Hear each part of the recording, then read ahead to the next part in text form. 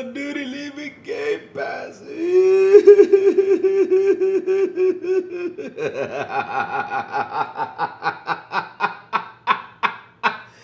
Oh my God! We're back to rumors again about that. Damn.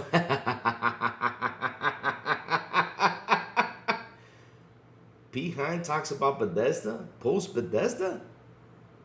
Okay. Let's get to it, baby. Yeah. Wake up, it's a brand new day. Crazy Lou's here, got something to say. Good morning, gamers, rise and shine. It's time to play, let's have a good time. Morning, gaming community. With Crazy Lou, it's a world of unity. Upbeat and lively, we're feeling so free. In the world of games, we're just meant to be. Brothers coming, I need a scene.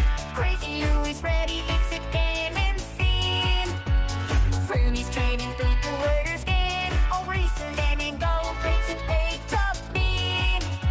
Good morning, coming moving. It's a world of unity. Upbeat and lively, we're feeling so free. Wake up. Initiating launch sequence.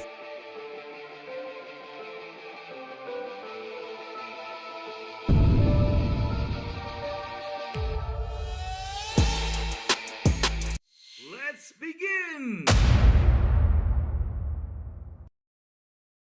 We got some breaking news, chat, but first, of course, good morning, everybody. Also, afternoon and evening, the crazy one. Wish you are beautiful and an awesome Monday. So, chat, look. I'm wearing a comfy shirt today because supposedly the country is in state of an emergency, right? It's a state of emergency? Yes. The country here is in state of emergency because of storms.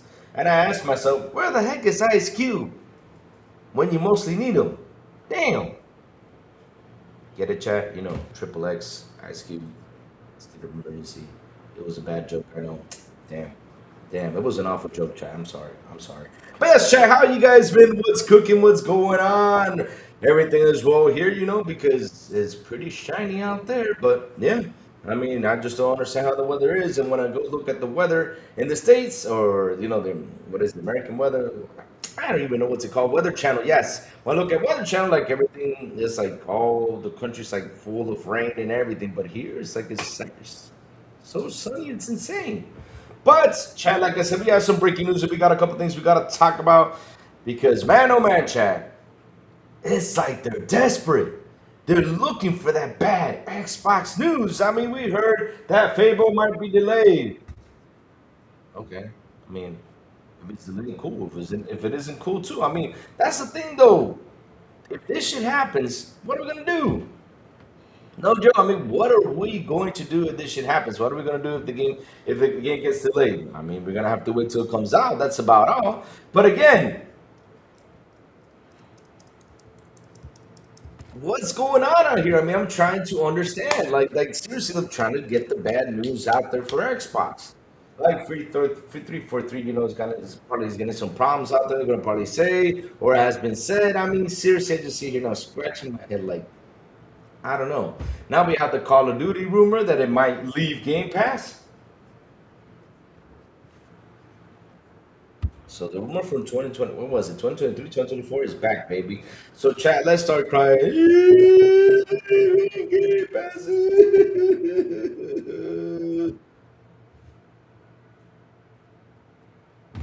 I mean, I don't understand why y'all so desperate for that. Seriously. And then, you know, lately they've been talking to like everyone out there, like trying to get something out. I don't understand. Like now, you know, with Pete Hines, you know, Pete Hines comes out and talks about Bethesda, and I'm like he wasn't happy with the decisions that were made, that Bethesda was purchased by Microsoft, and yada yada yada yada yada. I'm like, huh? And it's like he feels like Bethesda's going to change or it started to change because it became like a yes man kind of situation. I'm like, huh?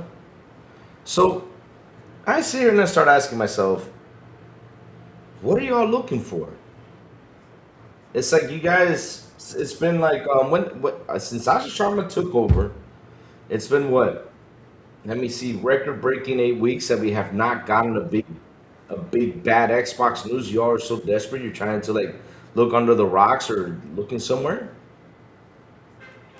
So where are the PS rumors? Oh, I forgot they're not allowed to talk about PS. Oh, Safo. Oh, Safo. There is a PS rumor saying that they're going to create a PS6S, basically. And you know how they're going to be. They're going to cheer for that now. Like, oh, PS6S is the best, cheapest console out there. But wait, we had this Xbox Series S. No, no, no, that was bad. That was holding back gaming. This one won't. You'll see. Mm. And also, champ, we have an announcement for Metro 2039. Awesome. I love the Metro series. I mean, the other day was only for $5. And if someone didn't pick it up, man, I don't know if it still is there. Go ahead and pick it up. It's such a good game and a good series. No joke about it. Why so serious? Good morning, Eric. One Eric, how you doing? Meet the cheater. Hello, Big B, Money B. Okay, Big B, you're here. Let me tell you something, right? Real quick. GTA 6 has been hacked. You did not see me put it on here. You did not see me like talk about it as much. Any information that gets leaked, this is not only for my show, but for the rest of the shows, Big B, do not post about it.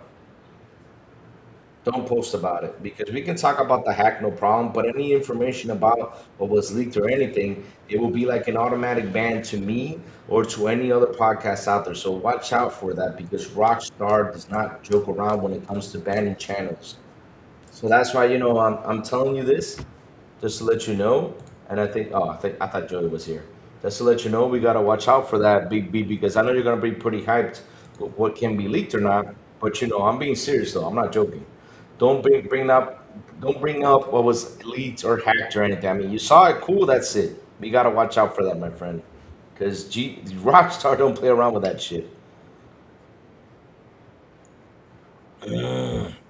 So let's see who else is in here. Isaac Hayes, what's up, brother? Good morning, good morning, good morning. How you doing? Chill. Hello, hello, hello. E-Ranks, hello. How you doing, E-Ranks? What's up? Safo, good morning to you. Sincere's, hello, hello. And Ray Oido, storm is coming. And the gaming industry isn't prepared for Helix. Oh, man, Ray, all right. I don't know what's going on because, look, when I look at what Pete Hines is saying out there, right? When I started looking at that, I'm like, Pete, yo, I mean, oh, okay, I hear myself again.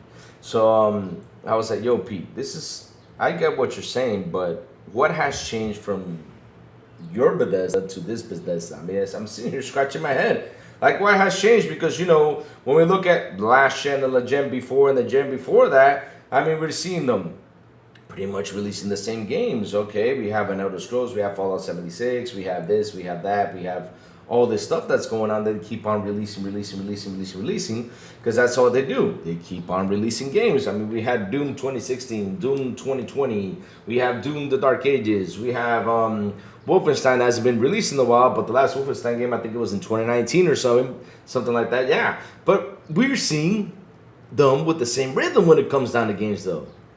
But I don't get it. Why do you have to go out there and come like, oh, it's not the same. I was pretty pissed about it, so hell with it. I'm out. And you're trying like to talk bad, like it's not the same thing as it was before. But I'm still trying like to see what's the difference of what you were doing before as you were doing, later as this is doing right now. Because I mean, look, when you sit down, you look at Starfield, you look at all the stuff. You have spaceships, you have all these amazing things going on with the game. But you look at Skyrim. I mean, it's basically kind of like the same, though, just with better graphics, though.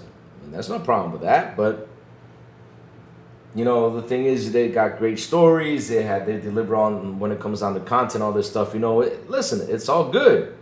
But again, I'm trying to understand, where did you go off with this? Like saying they kind of like lost their way when I'm seeing them doing the same things, pretty much.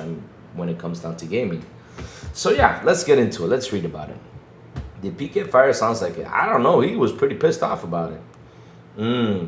I'm getting the Helix, says Google Poll. Oh man, I already pre-ordered mine, my friend. I did. I pre-ordered mine. Thanks to BB Money. He sent me a site and I pre-ordered from that site. Ah, damn. I saw 2 movies over the weekend, folks. I saw The Faces of Death movie by Schroeder. Wow, that was a really old film. Faces of Death. Isn't that like the old movie thing that used to be played like back in shoot. I said those guys like Pete Hines, he was fired for a reason. They're not private to know, and the guy's stacked. I mean, it's insane though. We're gonna read about it right now for what he said, which I'm just curious about, right? And kind of funny because he just, I don't know why. I don't know why they keep like trying to throw things down. Like, look, they're looking for something negative to talk about, and yet they cannot find it. They just can't. It's like they're looking for it and they cannot find it. No joke. But, you know, I can help them out with something. They want to talk something about negative about. Why don't they talk about how the PS6, as is being talked about, you know, they're going to have a cheaper console, and will it hold back gaming? I mean, that's something really bad to talk about since the Xbox Series S did that. I mean, why don't y'all do that too? It'll be interesting to see, but, you know, chat, that is never going to happen. I'm sorry. But yeah, you know, it'll be nice to see them. So let's see here. It says here, truthfully, I still think Bethesda is just part of something that is not authentic and is not genuine. Hines reflects on Bethesda's after Microsoft acquisition. Uh-oh. The former Bethesda publishing head explains why he stayed post-acquisition, detailing frustration, mental strain, and breaking the point that led to his exit. Zoom. P. Hines is the former head of publishing at Bethesda, staying with the company from 1999 through 2023. Sorry, he left following Microsoft acquisition, and in a recent interview with Fireside Chat, he has some strong words to share. Man, chat, I don't know what's going on with me today. I'm all over the place. Hold on, let me take a sip of my coffee again to come back to it.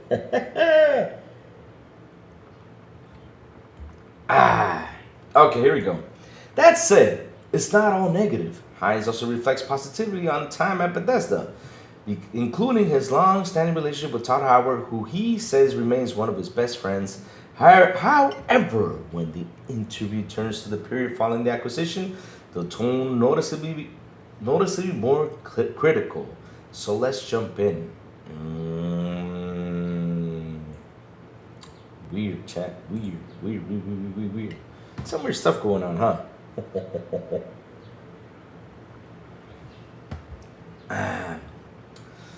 Pete Hines has revisionist history. It was under his leadership that Bethesda started to struggle, ended up with them selling to Xbox. Uh-oh. Hey, the artist returns. What's up? How you doing? Good morning. Good morning. So let's keep going. So, wait. Stop with this stuff. P. Hines questions Bethesda under Microsoft. P. Hines doesn't hold back in this interview, but it's worth being clear about the context. Rather than directly targeting Microsoft, his comments seem to reflect his experience during the period after the acquisition. Uh-oh. Truthfully, I think Bethesda is just part of something that is not authentic and is not genuine, and that should be a surprise to you, says Pete Hines. Okay. It's a striking take on Pete Hines' current position. While he doesn't explicitly mention Microsoft here, the timing and broader discussion suggests he is reflecting on the post-acquisition period. He also explains why he stayed on the time after the deal, stating, "I was staying there because this place still needs me. I just hit a point of yes, it needs me, and I am powerless to do what I think needs to be done to run this place properly, to protect these people, to maintain what we worked so hard to create, which is an incredibly efficient, well-run video game developers and publisher." Again, that's the part where I'm kind of confused, because look, I keep on seeing the same things happening. So chat, help me out with this. I'm trying to understand what he means by this, though. In this sense of frustration, he continues to add, "Why, when I couldn't protect it, and I saw how it was getting damaged and broken apart and frankly mistreated, abused, what whatever word you want to use, I said, I'm going to sit here and watch this happen right in front of me. Hines also stated his mental health was so deplorable that he ultimately had to leave.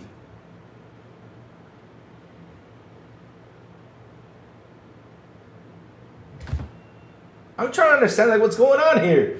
Taken together, the comments point of a broader shift in the environment and responsibilities following the acquisition, alongside his declining mental health, rather than a direct, explicit criticism of Microsoft itself. At least that's how I read it anyway.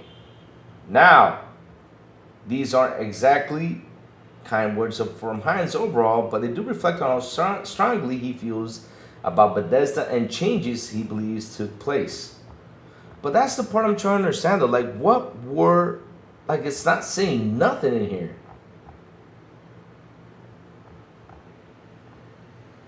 Okay, he has some stuff that, you know, gave him some mental health problems, which okay, I understand that area, but he literally comes out and says some stuff like,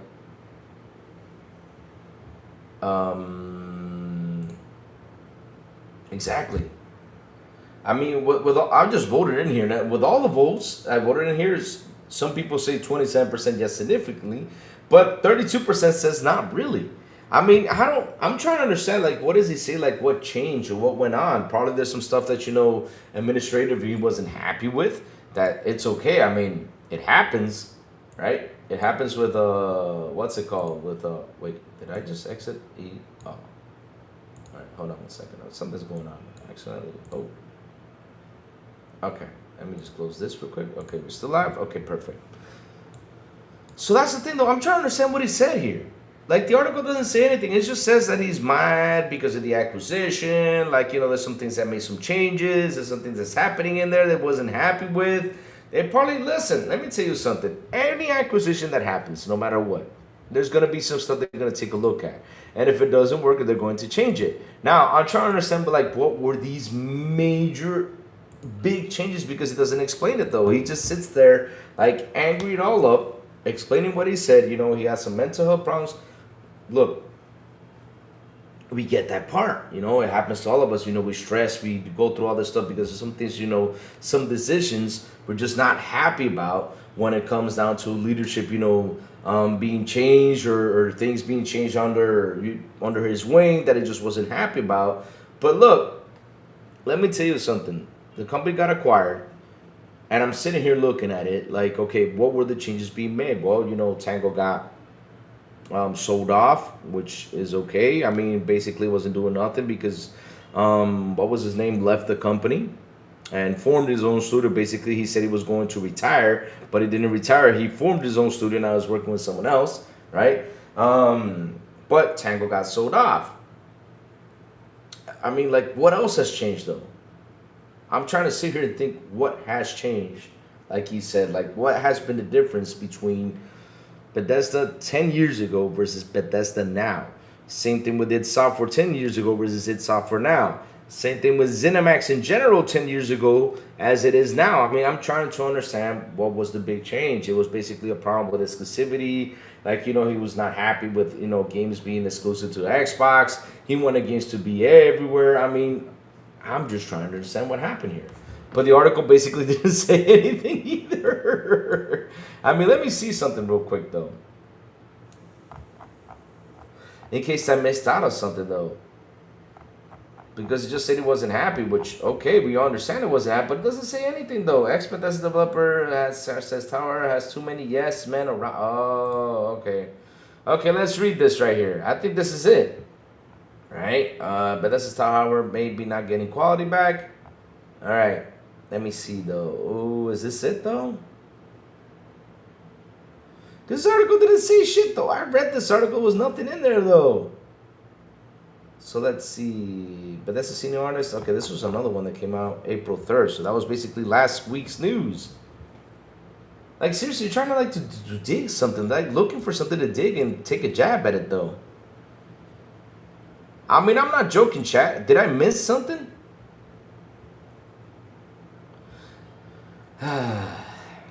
Seriously, I mean, okay, you're trying to take a jab that you were not happy about a decision that was being made inside the company, that they had to switch around, that there was a bunch of yes men, there was this and that, you know, like, I'm trying to understand what was the point of that article, though. Seriously. I'm trying to understand it. I get that you got a mental breakdown because there were some things that you probably did not wanted to change and you were fighting for it, which I understand that, but you going out there and putting up a fight, like trying to say something, I mean, at least say what you got to say, though. That what are you not happy about? I mean, what did change? What really affected you? Because basically that article did not say nothing.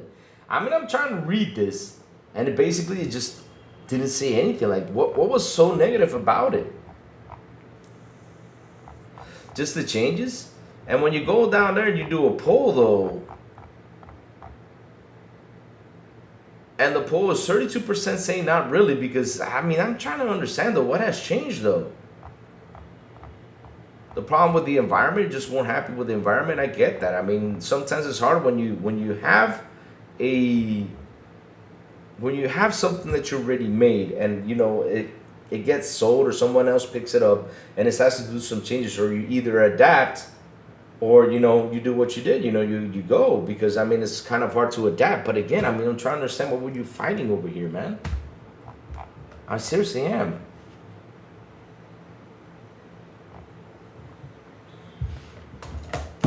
But okay, all right, that was basically, the P. Hines interview of what he said that was negative about, but I just didn't see it. But all right, chat. Let's keep on going. Because like I said, we got a couple things we got to talk about. We have some breaking news of Metro 2039. We're going to probably have a little Xbox showcase this week. And of course, people were going out there saying that Fable was going to be delayed. We got the Call of Duty rumor I want to talk about. Joey's going to come up in a little bit. Yes, and we're going to discuss all this in general because, heck, maybe I'm missing something that Joey knows. I don't know, chat. Maybe it is. So yeah, Pete basically says Bethesda's culture has changed. I believe that no longer take risk.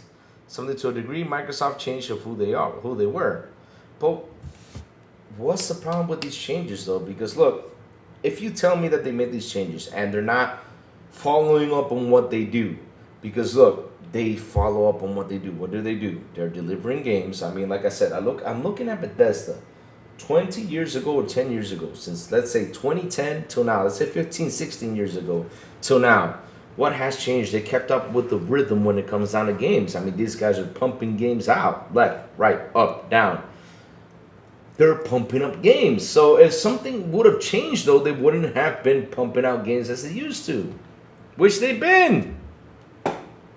Wasn't Joey started a podcast? Yes, he's going to start a podcast pretty soon, but he still has not gotten things down to 100%. But once he has it down, chat, we're going to go ahead and do a podcast with him.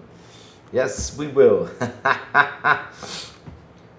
Hopefully, Metro 39 is Play Anywhere. Hey, it could be. I mean, Xbox showcasing this. I mean, why not, chat? I mean, it could be. It could be 100%. It could be. Why not?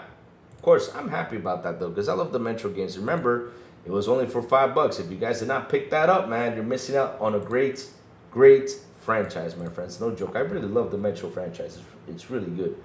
Exodus, I have not. You know what? I had to get around Exodus. Because every time I started to play, I don't know why I started to get bored with that one. But the rest, though, wow. It just kept on pumping. It's such a good game. I think it was like the semi-open world thing with that game. I just didn't get around to it. But I really do. Because the story behind all the Metros are really amazing, man. They are. They're sweet. The best out there. Speaking of which, chat, let's make some fun. Let's have a little bit of fun in here. What were they saying a couple weeks ago? They were saying, hey, yo, let's go. Hi. Oh, no, I don't know. But chat, they were telling us something last week that I was just laughing my butt off about because, they were saying, oh, the beta testers for Starfield. Oh, they were calling us beta testers, right? That's what they were telling us, right? But I got a question, though. Sorry about that, chat. I got a question from the mom. Who beta testing now? Suckers!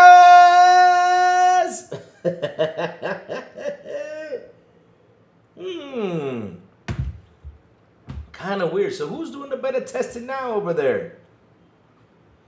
I mean, are you beta testing the DLC for us? It seems so, because I mean, for what we're seeing here, and this is a bad thing though at the end of the day, because you know they're asking for refunds.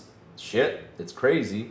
And yes, chat, they're asking for refunds on this game. Starfield. PS5 players demand refunds, reporting widespread bugs and glitches that leave the game unplayable. Since launch, had over 20 freezes and crashes unplayable. No! Then this is what you gotta do then. I mean, I gotta tell you something. Maybe your PlayStation's overheating. You know, you gotta put a fan and AC, you know, get something in there, because shit, that's probably your console's freezing and crashing, because damn, maybe the game is too powerful for your box.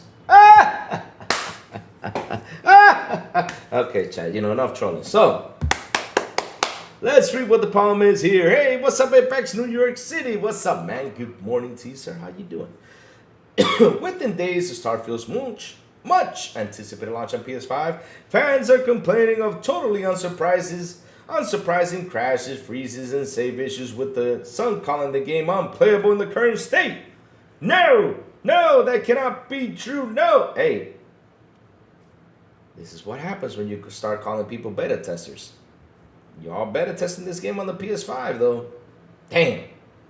This is why you can't go out there and troll. Seriously. Players have reported a number of bugs in Starfield's PS5 debuts weekend, with many chasing refunds for progression-breaking problems that seem to be making saving and exploration almost impossible. On subreddit thread entitled "Base PS5 Crashing Getting Out of Hand," it's unplayable, with dozens and dozens of comments.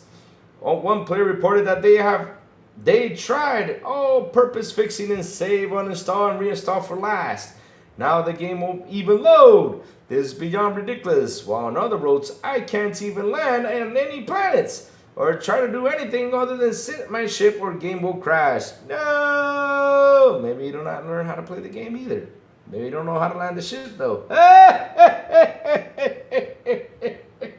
Yeah, I had to troll them, chat, because they were calling us beta testers though.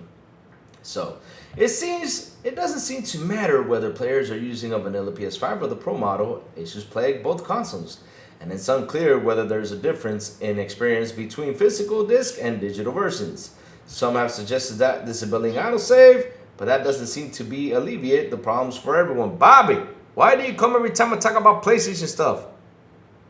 I know, Bobby. Let us do the show. Stop ranting. Go. Your mama.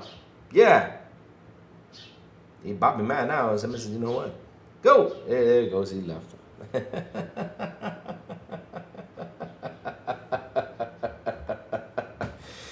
So, but that doesn't seem to alleviate the problems for everyone. Yeah, I shoved it, explained one player. I've called their tech support line and left a message and submitted a ticket. Wait, they had tech support? What's that number? They want to call them. Be like, hey, thank you for this game. This game is awesome. I have done every single troubleshooting step, and it's the only game I own that hard freezes like this constantly. It's the only game you own? Where the hell have you been this generation? Because damn, there's been plenty of games out there with save crashes and all this shit. Wow, it's the only game you own? Damn. Feel seriously ripped off. I want to play it because I like what I actually did get to play, but this is actually BS. Oh, simple. Get yourself an Xbox. Oh, God. Oh, I mean, when you've been calling us beta testers, but of course. Another lamented, I've tried all purposes fixing it and save on installs and reinstall for last. Now the game won't even load. This is beyond ridiculous. Bethesda has seemingly not yet publicly commented on the issue, but the day one patch doesn't seem to have helped. Eurogamer has reached out to Bethesda for comment. Bethesda Starfield appears near impossible. Breath with the classic Bethesda aptitude system. Oh, this was the review though. But okay, never mind. They're talking about the review though. But, chat. Kind of funny though. Were they waiting for this game to go ahead and chew down on it? I mean, seriously. Were they waiting for this game to go over there for them to chew down on it? Because let me tell you all something. I've been playing Starfield for quite some time. Now, if it does have bugs, if it does have a problem, because look, we all know how things are these days, my child. I mean, we cannot deny it, right? We cannot deny everything that's going on out there when it comes down to these games and their releases. You know, they're never perfect. You know, one guy wanted it to be just 30 FPS because, you know, the game deserved it, and we get a 60 FPS version. The things, my chat. We have heard some time in this generation when it comes down to these games. Now, if it does have problems, you know, Bethesda, listen, all love in the world, get it fixing, you know, because some people out there are probably looking forward to the game and love the game. So, yeah, try to get it fixed, my friends. Try to get it fixed so they can be happy playing this game. Now, the fake reporting, then to hell with them, of course. Because, you know, they're trying to look for something these days for what it seems and for what it smells. I mean, Chad, I'm not kidding you. I'm sitting here over the weekend like, okay, what am I going to talk about Monday, right? What am I going to talk about Monday? Let's go look for some stuff. Because, you know, we have the GTA hack thing. And I was like, should I? But because I know some friends one day, they talked about the GTA hack and showed some things that were hacked from GTA and they got their channel banned. So I was like, should I take that risk? I don't know. But then, you know, I went out there and saw some more stuff. I saw the Pete Hines thing right there. You know, Pete Hines talking about, you know, what happened over there, what went on, that Bethesda has changed. And I'm trying to sit here and I'm looking at this and like, but what has changed though? I'm trying to figure out, like, what was so bad about it? I thought Pete Pisser 2.0 was supposed to be the holy savior of the PS5 Pro. What happened? I don't know, so I'm rash. I keep asking myself that question too. But again, if there is a problem with this game, get it fixed, of course. But yeah, what y'all need to learn in life is y'all need to quit calling everybody beta testers, you know, because at the end of the day, you all became the beta testers of this game, not us, because we had the game, we finished the game, we had a lot of fun, and we have had plenty of updates, which has gotten better for us, right, chat? Aww. Big B Money, someone's asking, how do you feel the GTA 6 got hacked? You want to know how we feel? They got to fix their security shit. They've been hacked like 2 times already, right, Big B Money? They got to fix their shit. Because right now they're hacking up the game, though, but maybe one day they can hack up people's accounts. I mean, they got to fix that security. No joke. Oh, well, guess they can't put games on PS anymore, shrug. Who's we? What do you mean, who's we? 30 below, good morning! So let's see what Sap was saying. Because the base PS is trash. It was crashing on Crimson Desert. It was overheating on Final Fantasy. It's crashing on Starfield. The PS5 is garbage. Damn! Oh, shit. I mean, Safo. What did PlayStation do to you? Holy smokes, Safo's been throwing fire out here when it comes to this. Damn. I mean, Safo, we all know the truth about the PS5. I mean, the PS5, liquid metal leaking. They're going out there trying to show us that the Pro is the most powerful machine. I mean, I have people coming to the show a lot of times trying to tell me, the PS5, this is the best console out there. I'm like, huh? The best console is the one you have. I don't care if you have a Nintendo. That's your best console. It's your best console. That's not the best console out here. Because me, they're trying to tell you this is the best console because it uses a fake thing to get the games running a bit more better. Really? But it's the same damn game. Like, what changes? Does the story change? No. What does it change? Oh, if you zoom in, you know, you get to see, you know, a piece of rock that was not there on Xbox. Okay. Cool. Piece of rock. All right. Apex says, I'm loving this Starfield update. Who does not love any updates when it comes to a game? I mean, if it's a free DLC, go for it. Yeah. Yeah. So, Rockstar password is BB. It could be, though. Oh, Augustin Lara, 4603, he says, good morning from Los Angeles, Louis. Hey, how you doing from LA? Let's go. Oh, man. How's LA? How's LA? How's LA? How's LA? Oh, man, imagine BB. Oh, no. We don't want to say that, though. I mean, the hacker's name, I forgot the name of it. But yeah, now they're saying if we don't meet demands, we're going to let things out. Okay. I mean, they're not going to face it. I mean, what can't be leaked, though? The whole game? Okay. It was running 30 FPS when it launched on the Series X with full RDNA 2. PS5 has RDNA 1X with components removed. Of course, it won't work. Oh, shoot. Oh, damn. You know what we got to do, chat, then? You know, when that happens, though, we got to try to make it. It's all right. Gas is at 6. Huh? I mean, what can I say, bro? I mean, it's... gas prices. We need it. I mean, we need it, my friend. We need it. I mean, in order to drive, in order to do anything, we need it. I mean, unless if we got a hybrid, which we can switch or go electric, but there's a problem with electric cars. I have an issue with them, and that is you got to plug them in a lot. And that ain't for me, though. I like hybrid, though. Hybrid is better, especially the hybrid where you drive and it recharges itself. Woo-wee! You save a lot of money, but yeah, gas is expensive.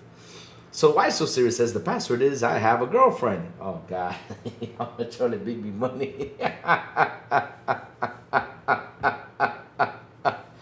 Oh man. But yeah, chat, you know, that's insane how they got hacked though. But Safo, you are 100% right when it comes down to that. I don't know what's going on.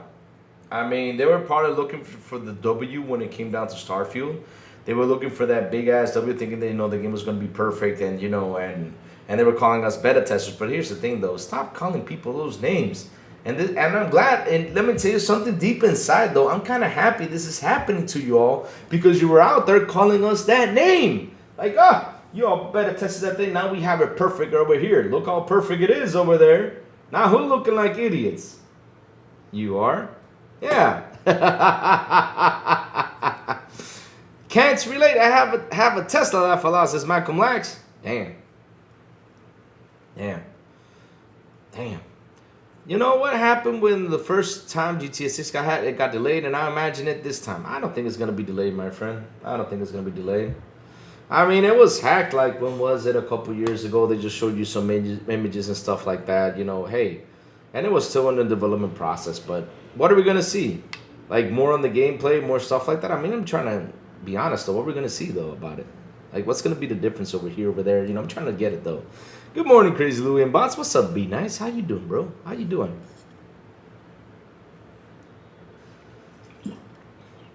Which basically we saw, like, what is it, 99% of or what was it, 80% of things that we saw in the trailer that, you know, we're hyped about. But what are we gonna talk about? The story though? Okay, we're gonna leak the story. Okay. I mean, I know one guy is gonna be happy for the story leak because at the end of the day, you know, he does spoil things out there, like he did with Suicide Squad, the game. Seriously? What's wrong with you? Because y'all did not get a code, you decided to spoil the ending? Wow. Wow. Alright. But yeah.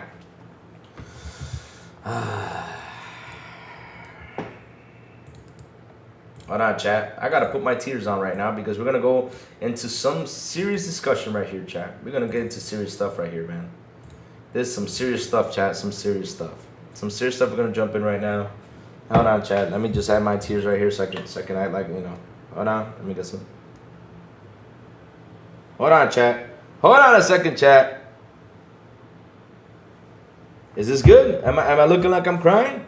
Yeah, it looks like I'm crying. Hold on. Let me switch the screen. Hold on.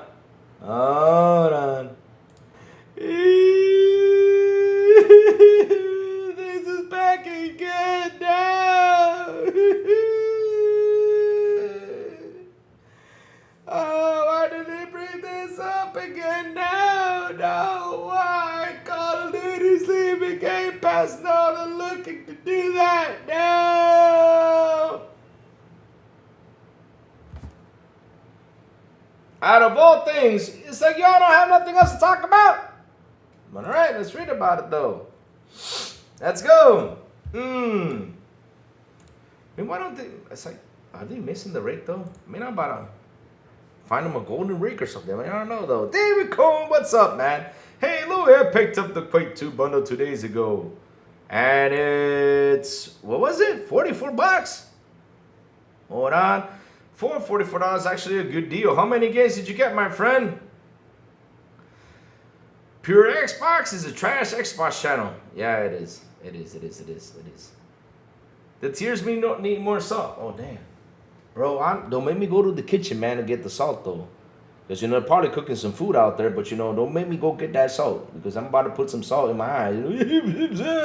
And cry, because at the end of the day, that's what they want us to do is cry because of this rumor. Again. This started in 2024, but okay. Let's read about it. In the last couple of years, Microsoft has made the bet to launch Call of Duty Day 1 on Xbox Game Pass. I mean, that was basically the purpose of the I mean, I'm trying to understand though. We bought this, and basically,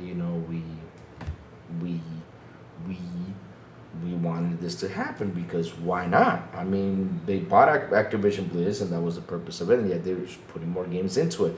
But I'm starting to wonder how they're going to ditch that because, when was it? This month alone? Big B, help me out with this one, Big B, because you're always the one promoting Game Pass all over the place. This month, wasn't it? We got a Call of Duty drop in. We just had a Call of Duty game drop in this month. One of the old ones, though. Yeah.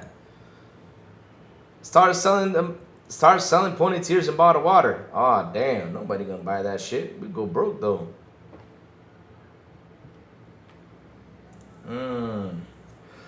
But let's read about this, right? Let's read about it. Just, yeah. In the last couple of years, Microsoft has made the bet to launch Call of Duty Day 1 on Game Pass. First with 2024's Black Ops 6, before following it up last year with Black Ops 7. However, a new rumor doing the rounds suggests that Xbox is considering reversing that decision for this year's Call of Duty game.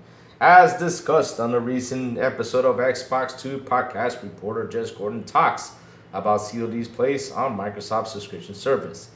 Gordon goes on to ponder the thoughts of Xbox not launching Call of Duty in 2026 Day 1 on the service before following up that he's heard such a move as possibility.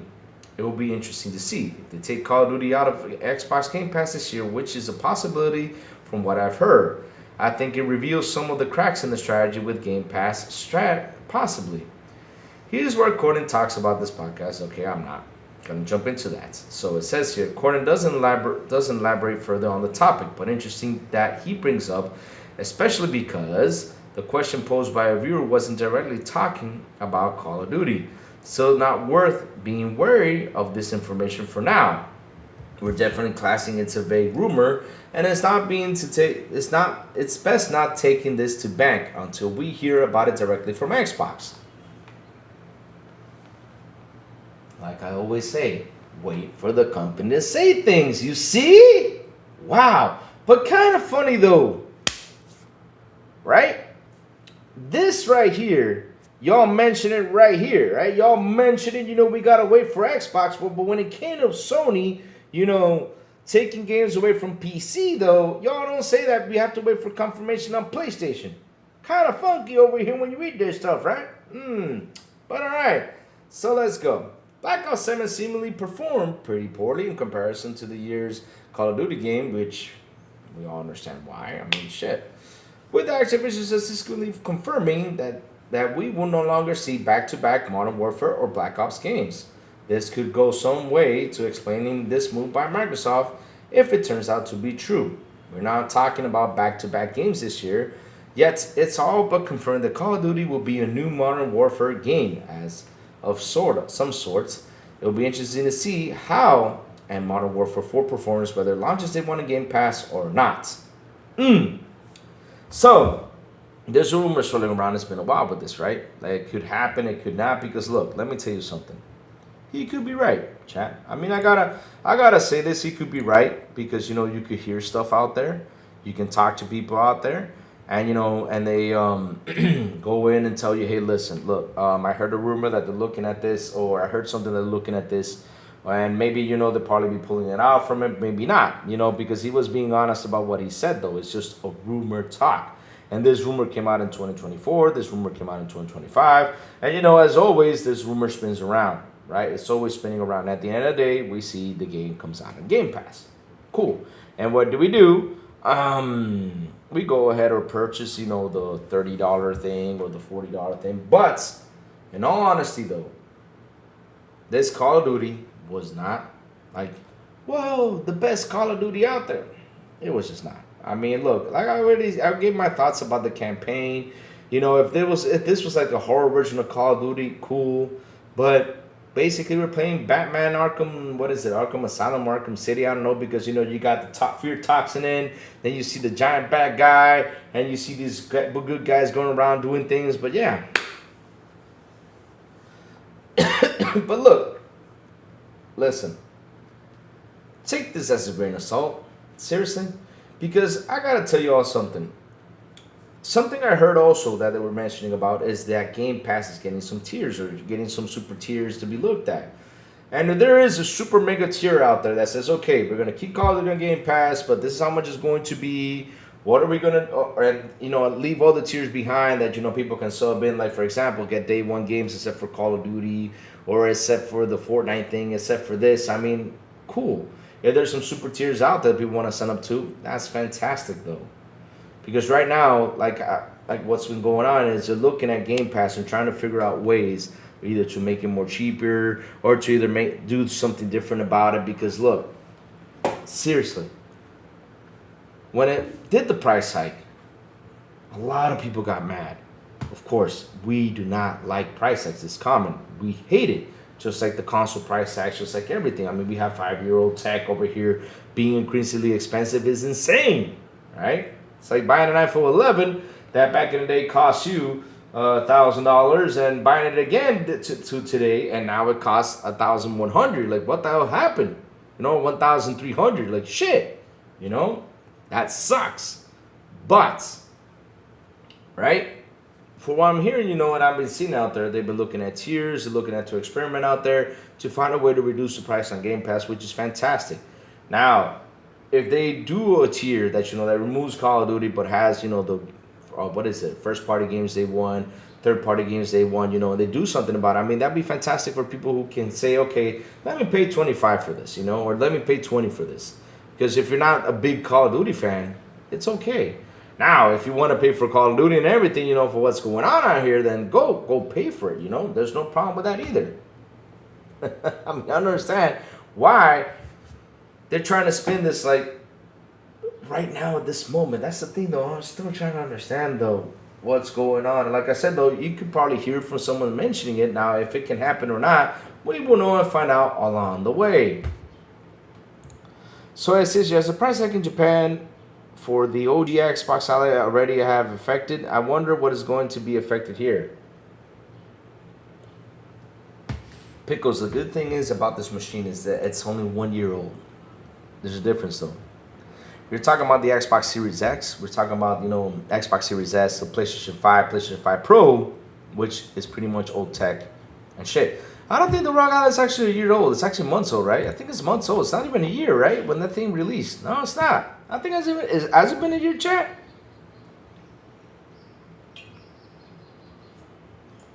Rayo, it says, actually needs to find the Microsoft leakers. Internal meetings and discussions shouldn't be leaked. They're not always guaranteed.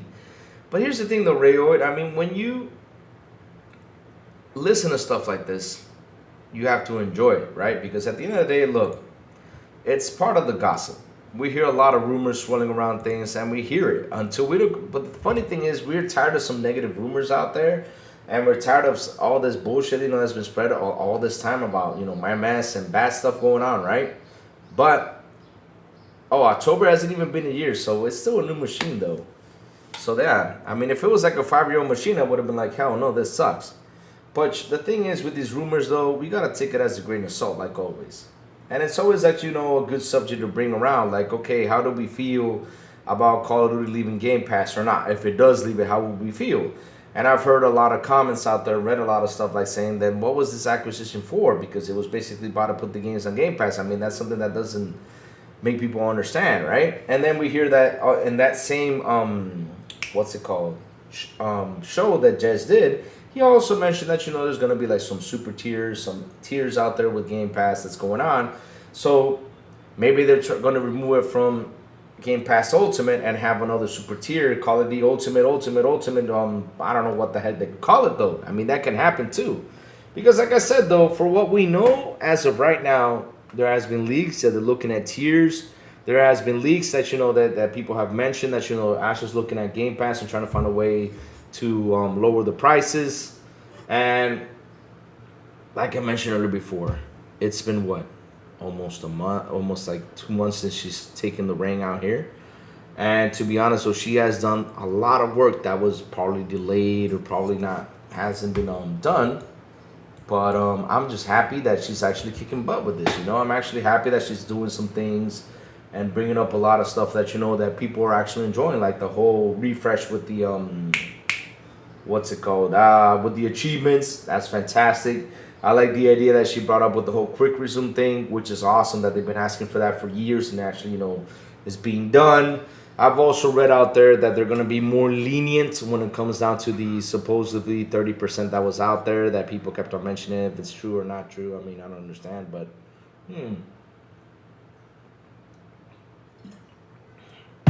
But here's the funny thing, though. We also saw something really important when it came out on PlayStation.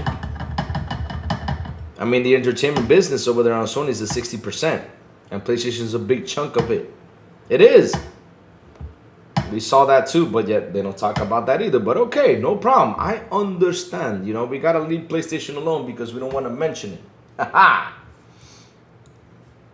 But y'all know what I mean, chat. Just take this as a grain of salt. This is just fun conversations because at the end of the day, look. Sorry, chat. I'm having the worst cold ever today.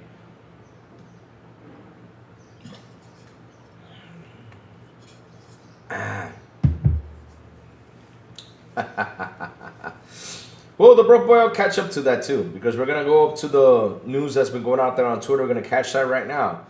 But yeah, take all this stuff with a grain of salt with all these rumors, because for me, as of this moment, I'm starting to see like there's a trend that they like they're looking for something negative to talk about Xbox, but they cannot find it because seriously, it's been 2 months since she's been in there, and it's all been positive news for us. It's all been positive news as of now. Now, when is the step on the rate going to come? I don't know.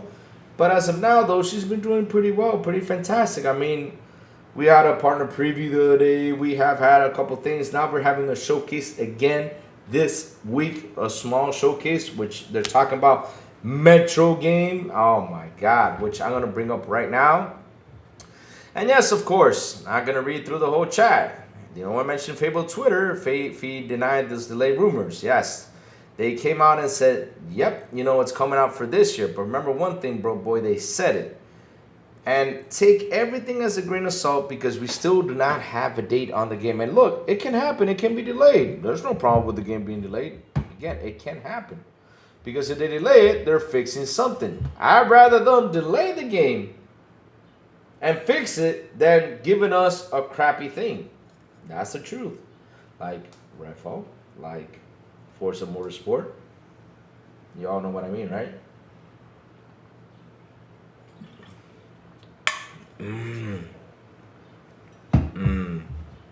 But look, the Call of Duty thing, we have heard this conversation before 2 or 3 times already. Just let it slide, right?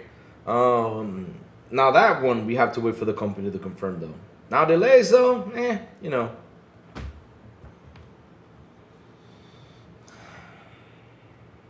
So let's see though. Safa says it might be delayed because it's not working on P. Damn, Safa with the salt though. Damn, Safa, I'm starting to think what this Sony do to you. You've been salty today.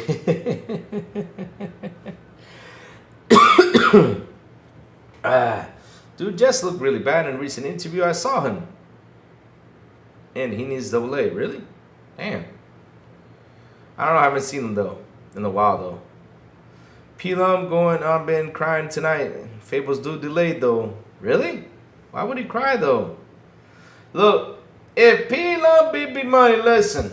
Out of all people, Pelum has only finished 2 games, Dragon Ball and Bleach. Because every time I go on the show, I ask Pelum, what games did you finish? Oh, I finished Bleach. He told me that for like 5 or 6 months. Every time I popped into a show. And now he finished Dragon Ball. At least he finished another one though.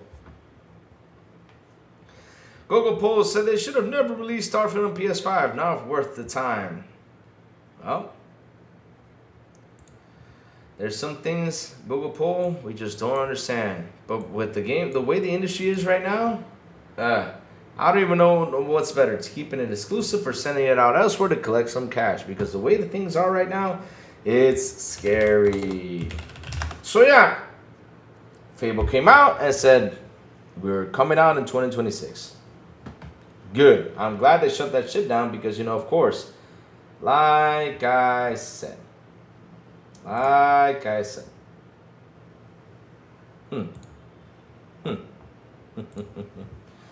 got this from Chihuahua right here.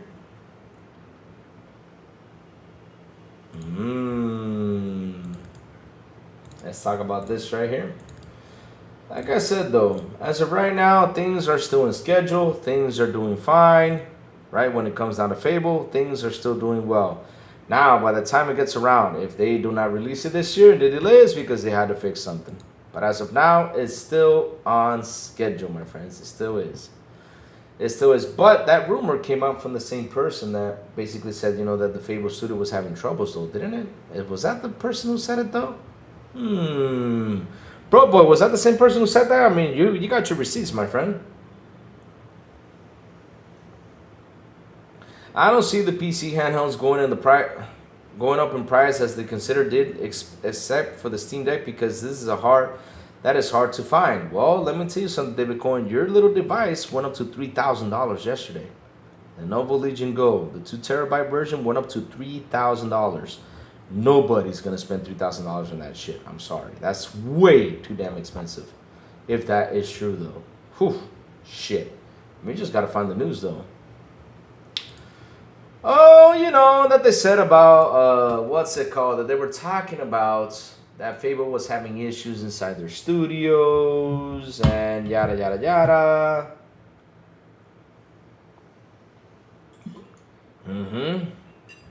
Yeah, the regular version, but the 2 terabyte version went up to 3K, my friend.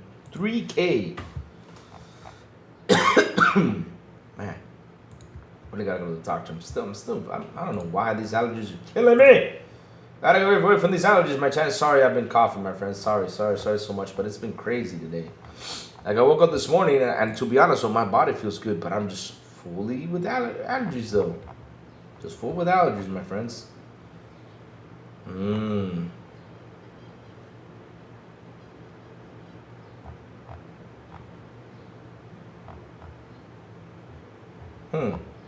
So, let's tackle this sucker down because we have some great news right here. Of course, chat, we have some amazing news happening out there, which I'm happy about because, look, it seems like we're going to have a small little showcase about this. And, of course, you know, I'm going to jump in, you know, Xbox, what is dead man never dies, as they go.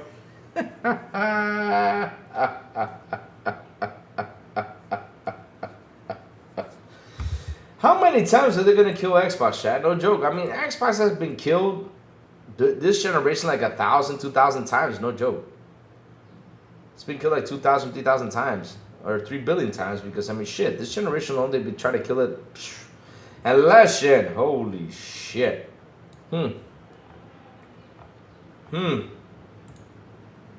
Let's tackle this, chat. Let's tackle this because, look, we have some amazing news here. And this is the stuff, you know, of course, we want to see, want to talk about because this is what gets us excited. This is what makes us happy because, you know why, chat? We love playing games. We're not that type of person that can sit here and says, oh, we don't play games, you know, or go out there and just do Twitter feeds all day. No, we play games and we love games. And this rumor right here, I mean, not rumor, sorry. This has been actually confirmed. The rumor has been confirmed. Sorry about that. Which we're really excited about. And that is, my friends, that's, tune in for Thursday for Xbox First Look on Metro 2039. Woohoo! Let's go. Let's go. I mean, this is exciting news for us because, look, there was a rumor floating around and now finally it's been confirmed. All right, this Thursday, April 16, we'll be debuting Xbox First Look on Metro 2039 with 4 A games and a Deep Silver, a digital-only podcast offering a world premiere look at the next title in the below post-apocalyptic first-person shooter series. Whoa. This will be the 4th mainline entry from 4A Games in the series based on the iconic levels of Dmitry Glushovsky. Sorry if I butchered your name, Dimitri. I love you, my friend. Following Metro 2033-2010, Metro The Last Light 2013. Wow. And Metro Exodus 2019, all of which still serve the survivors of the nuclear devastating living in the Moscow subway tunnels and the world that surrounds them. Yep, we having a small one, big money. We're gonna go ahead and check that out, my friend. We're gonna stream it too. Seriously, we're in a state of emergency and the sun is like all out here shiny, man. Like literally it's clear skies out there. I mean, if you find an airplane, you know, the past is clear skies today. You know, it feels good when you hear clear skies though. So let's keep going. Where was I? Xbox has always been a home for the franchise, and we're honored to continue that relationship by bringing you a first look at this next exciting chapter. Read on for more details about how to tune in for the broadcast. So, first look match will begin Thursday, April 16, 10 a.m. Pacific, 1 p.m. Eastern, and 6 p.m. UK. So we will be here live chat to watch that because I'm a big fan of Metro. Yes. There will be a version of the show with audio descriptions. So right, nice. I'm going to be able to watch now. So final announce the Xbox Wire team published recap. Nice. Co-stream content. The first look match. We greatly appreciate any co-stream's efforts. Of course I'm going to stream it. Why not? I'm going to co-stream this thing. Igor says, I used to be a pony, but I'm healed. What? You used to be a pony, man? Aw. Don't you miss it, though? Don't you miss going out there and be like my PS5 Pro, the best shit in the world?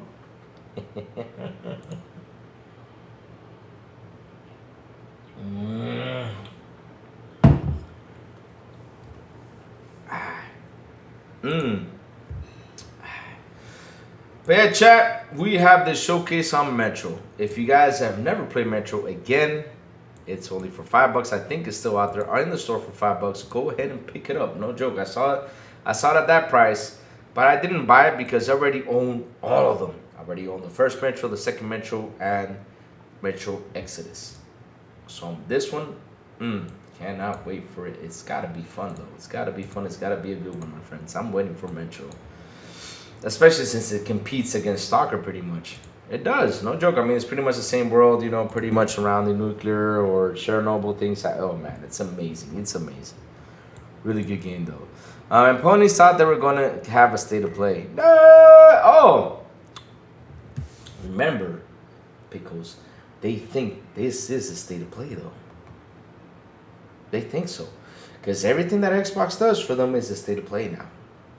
Remember what Drink said the other day? Drink comes out and says, you know, cough, cough. I don't know why PlayStation is having another showcase because they had one the other day, which was the Xbox, you know, what's it called? The Xbox, shoot, you know.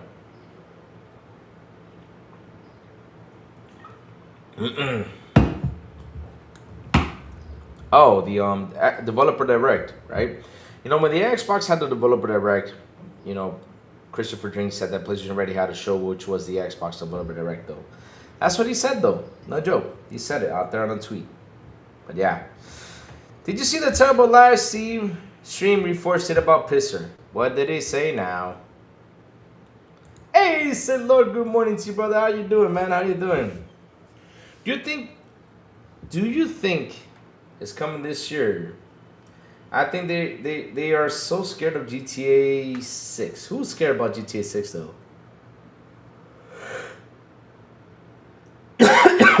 Sorry about that, chat. But who's scared about GTA 6 though? I mean, I'm not scared of GTA 6. Nobody's scared about GTA 6. I mean, it's just a game that's going to be released and that's it. It's going to be a big game, yeah, but I don't understand why everybody's like, oh, they're scared, they're frightened. I mean, look, if they're scheduled to release a game, they're going to release it no matter what. Now, if it's a bad month to release it on there, yes, it's a bad month because they know that there's 230, 240 million people out there who just play GTA 6, though. So it's a scary scenario, though, when it comes down to that, though. You know, so yeah, they should just move the game around, though. Oh, man.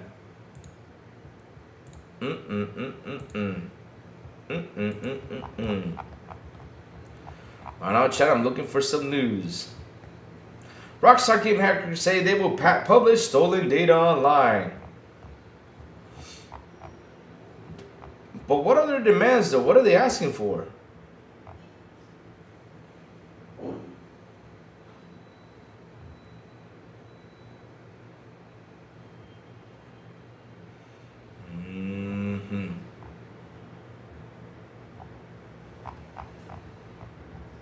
I mean, seriously, like I'm asking a good question there. Like, what are their demands, though? I mean, what are they asking for? Like $10 billion or something? I don't understand, though. So it says here, nice to see. Nice, but how is Xbox going to juggle releases of so many big titles and give them breathing space in such a packed year? Fable, Halo, Forza, Gears.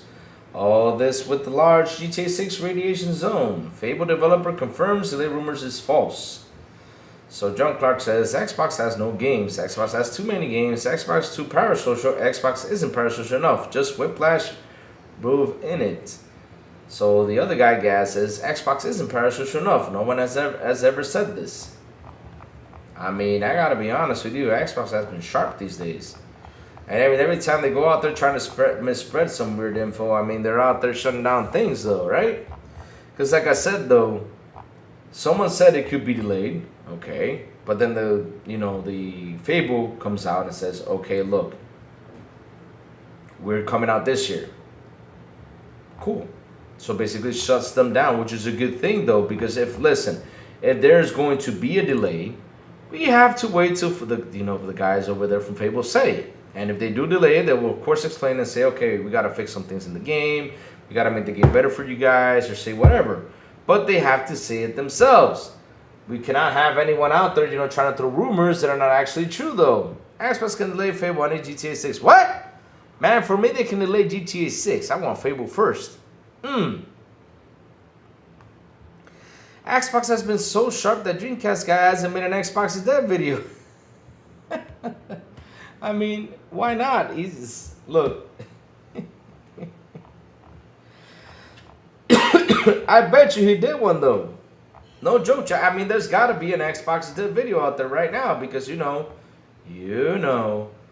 course, that, we've heard that there's a rumor that Call of Duty might leave Game Pass. And, of course, he has to do that video saying Xbox is dead. He has to. I mean, why not? It's dead because of the rumor, though. But yeah, I can imagine it's been a while for them. It's been a while from them that they haven't heard anything, new about this. It's got to be. I mean, they can't be too happy about it. No joke. Which, like I said, though, they're trying to look for the bad news. It's like someone showed me. I mean, the other day, someone sent me the tweets, and that was over the weekend about P. Hines, right? But what he said, though. But I'm sitting here and I read the article and I'm like, but what is he saying? And we read about it right now today. We were like, but what did he say, though? Trying to understand what he's so frustrated about. So it says here, David Cohen says, Reforged did take defended the terrible performance of Cyberpunk on the PS5 Pro. The bad news. Bad news is Pisser is in that game is still poorly optimized. But what were they defending, though? Like how good it looks on it? Because that's the thing, though, I'm trying to understand, though. To what extent are you guys going to keep defending? This is an AI upscaler no matter what. It works, yeah, 100%. Cool, I'm happy that it works. But for you guys, and you guys are cheering for this because, you guys got to see the water on it. Or the reflexes like the other day. Like someone on Friday came up to me and was telling me about the water reflexes and stuff like that. I'm like, seriously? You think this is actually a good thing for y'all? For an old-ass game? Alright. And when I go around and look for it on the internet, though, on PC, it was 4 years ago that this thing got fixed, though. But you know how it is, though. Wasn't the last Call of Duty already not day one, or am I wrong? Yes, it was day one, Jake Williams. The thing is that they're talking about, because he probably heard somewhere in there on Xbox, that they're probably looking at, or either taking away Call of Duty or not. But again, this is a rumor. But how many times have we heard this rumor before about Call of Duty not going to be a Game Pass? I think we heard it on the first one that was not going to be a Game Pass. The first one was, I think it's 2024. They were saying it's not going to be, it's going to be, it's not going to be, it's going to be. And then the second one, we heard pretty much the same rumor, I think. I think there was a rumor saying that it was not going to be on Game Pass, right? That it's not going to be, that it's going to be, that it's not going to be, it's going to be. And now we're back to this again. So, I I don't understand though. Seriously, it's been 3 years into this though.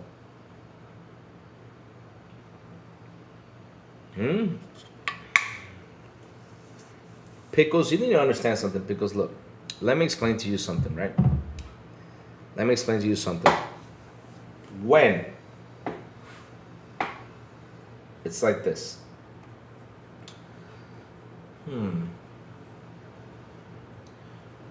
When you focus on one thing, for example, if you have technology and you just use this one thing and not look at what the other technologies do and not ask that the other technology should bring stuff like this over here to this box or do things, right? I mean, look, this is brand new to them, Pickles. This is brand new. They have never ever gone out there and explore. I mean, I'm not kidding you. When this guy came on Friday to talk to me about the whole water drama, whatever, I was like, bro, this has been on PC for 4 years now. And he was trying to justify me his $700 buy. I'm like, bro, you don't have to justify me why you bought it. That's your problem. All I know is I'm not buying it because I'm not falling for that. That's it. And he tried to justify it 100 times towards me. I'm like, bro, stop trying to justify this shit. Because right now with my 3080, all I gotta do is go on there and I'll be playing with the water like you're doing. But I'm not gonna buy a game to play with water though. Because Cyberpunk has got a story to it, and a really good fucking story. Really amazing story. I mean, why the hell am I gonna buy a game just to look at water though? Come on, man. Cyberpunk is not that optimized. It optimizes more games than other devs, and it also launches their games complete. Is it fits CD Projekt Red though? You gotta watch out for that. Pizza Tech, pizza down the drain. So yeah, that's the things I say about the Pizza Tech though. Like if you want to justify your $700 buy or $900 buy or $1,100 buy or your $2,000 buy, that's on you, not me. Because I didn't fall for that shit. I'm not that. I mean, when I saw that thing, I was like, a pro for what? To play what? And my main problem is with this, and this is the part they don't understand. Why am I against the pro? It's like if Xbox comes out and they tell you, okay, we have an Xbox Series X Pro, for example, right? And this one has got RDNA 4. It's got all the maximum powers in it, right? Right now, it could be a pro at this very moment. And you know what I would do? I will, of course, be happy about it because why not? We got a new, machine out there, which is we got to be pretty excited about. But again, I will say this. I have to wait to see how the games run.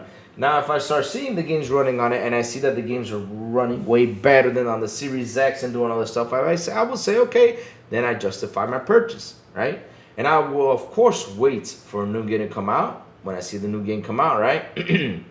Thank you for that, bro boy. Yep, there you go. I said $5 isn't $6. All right, cool. I think it was $6, yeah. But that's right. That's right. Thank you for that, bro boy.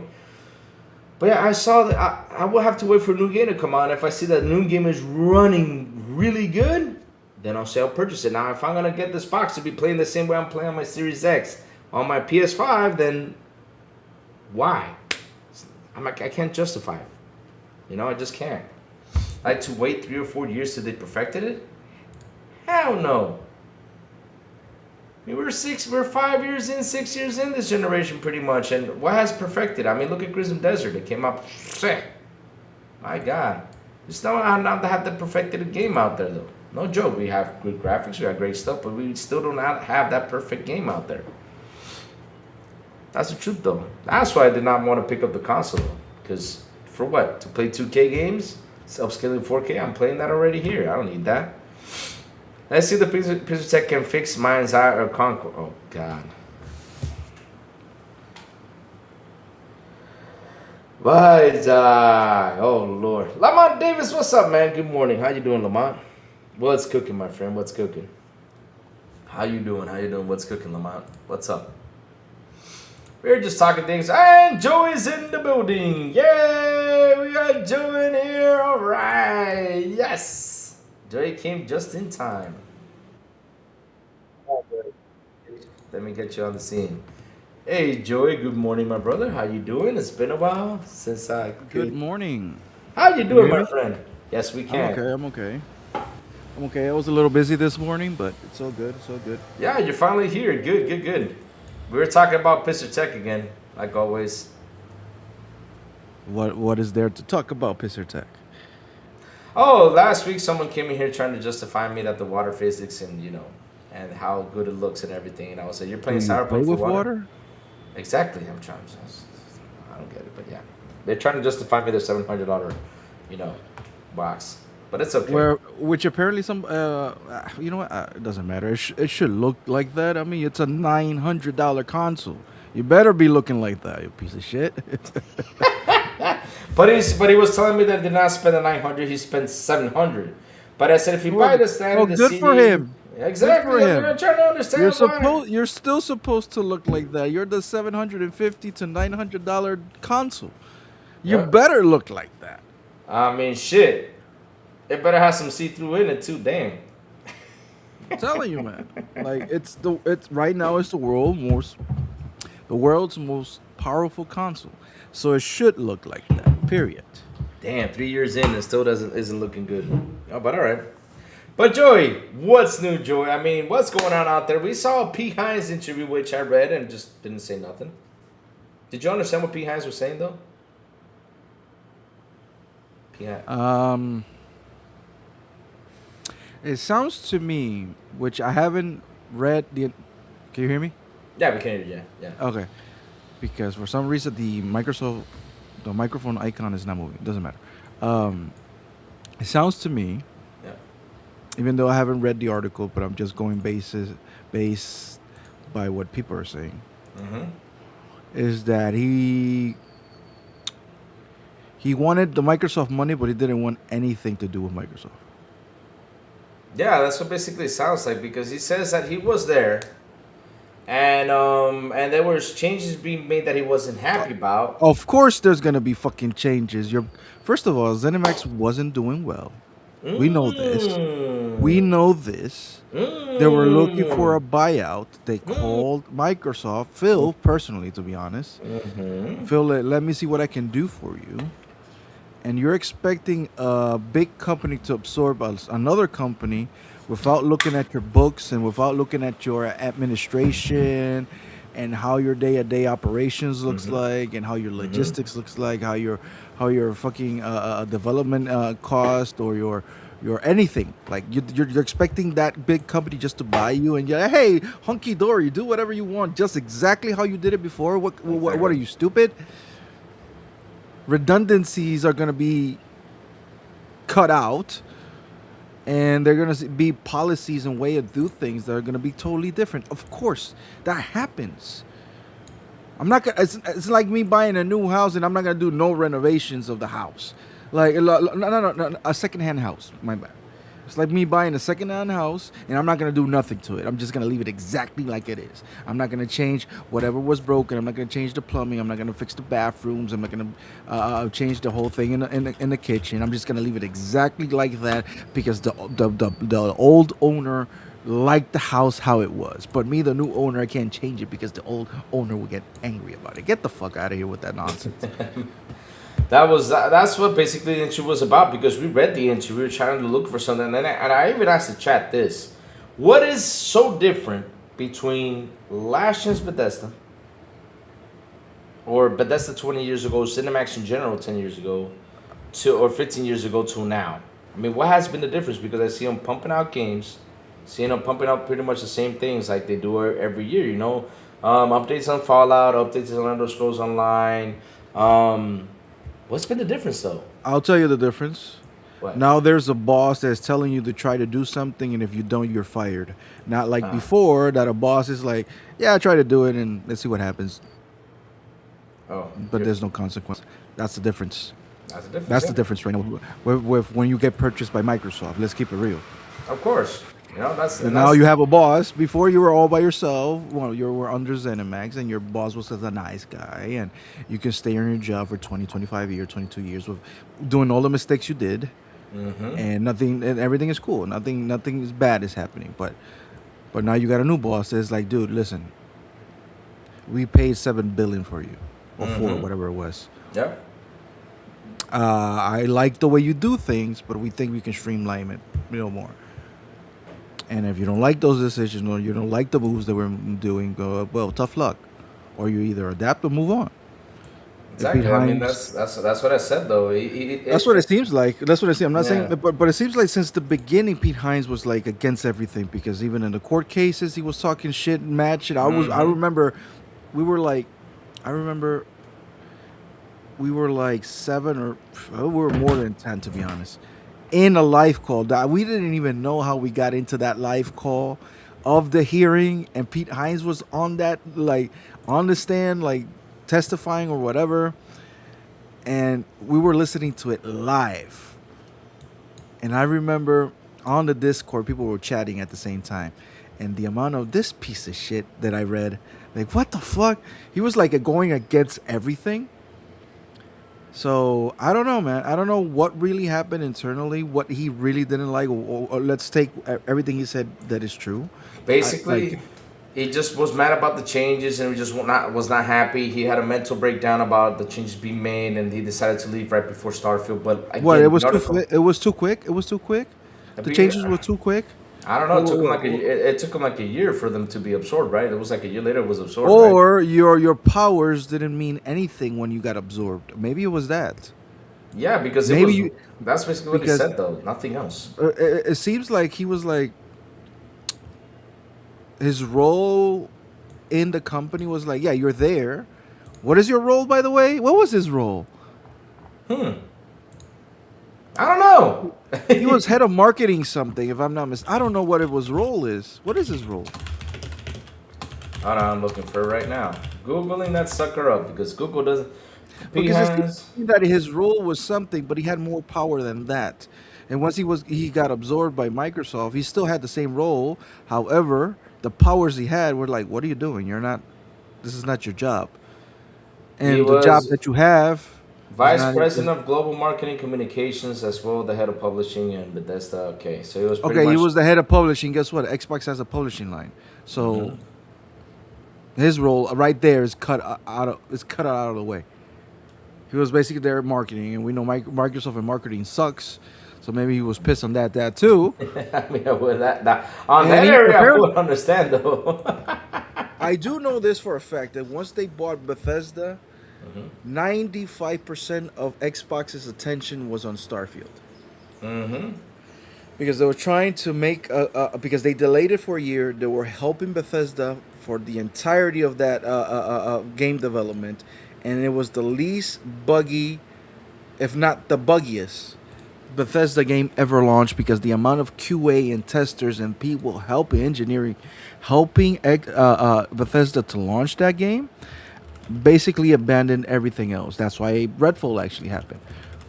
Xbox and I know for a fact that Xbox and Phil was like, dude, we trust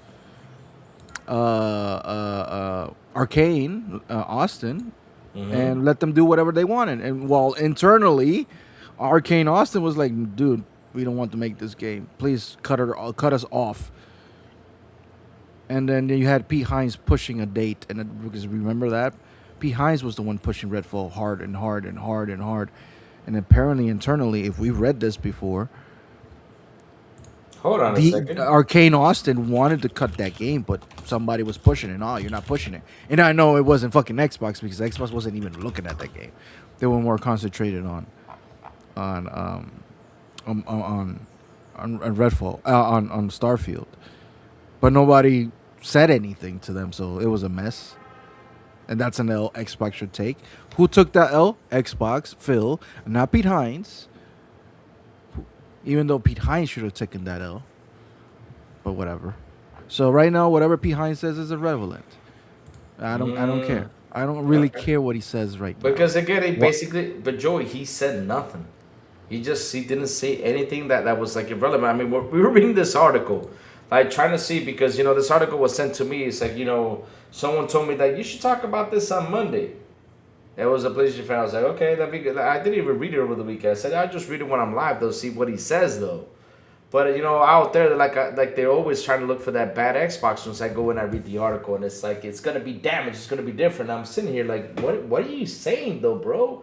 Because I'm looking at Bethesda 15 years ago till today, or 20 years ago to today, and it's What has changed though?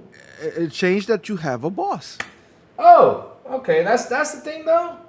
It changed that you have an eye of Sauron now telling you, okay, hey, why is this game on this state? Why are you not? It changed that they're looked because remember it's not lie. Xbox came in and did a lot of changes. I mean, they shut down a few studios, merged other studios, and basically streamlined ZeniMax. Which there's nothing wrong with that because that's what they got to do, right? Yes, as a company, that's what you should do. But of course, public perception. Oh, why would you close Tango Gameworks, which we know the story behind Tango Gameworks? Shinji Mikami basically got his check and left, took the entirety leadership and developers, the better ones from Tango, and they left with a few guys, and the guys didn't know how to manage a studio, and they're like, Microsoft is like, so what do we do? Xbox was like, what do we do with this? And then they look at the number Hi-Fi Rush, and as great as a game it is, and Hi-Fi Rush has entered my top 10 favorite games of all time, nobody bought it. I bought it. I have the deluxe edition of the whole thing. I played that game to no end, but apparently a lot of people didn't. They went to PlayStation. Nothing happened. So financially, it doesn't make sense. Time zone wise, it didn't make sense. So they shut them down. So maybe Pete Hines was unhappy about that. Why would you close them down? Well, shit happens, bro. What do you want me to say? It's not like Bethesda has been a massive success since Xbox has bought them either. I mean, Shit happens. Shit happens. Look, remember, people forget about this. When they bought Bethesda or ZeniMax, who turned into the ZeniMax president not soon after that?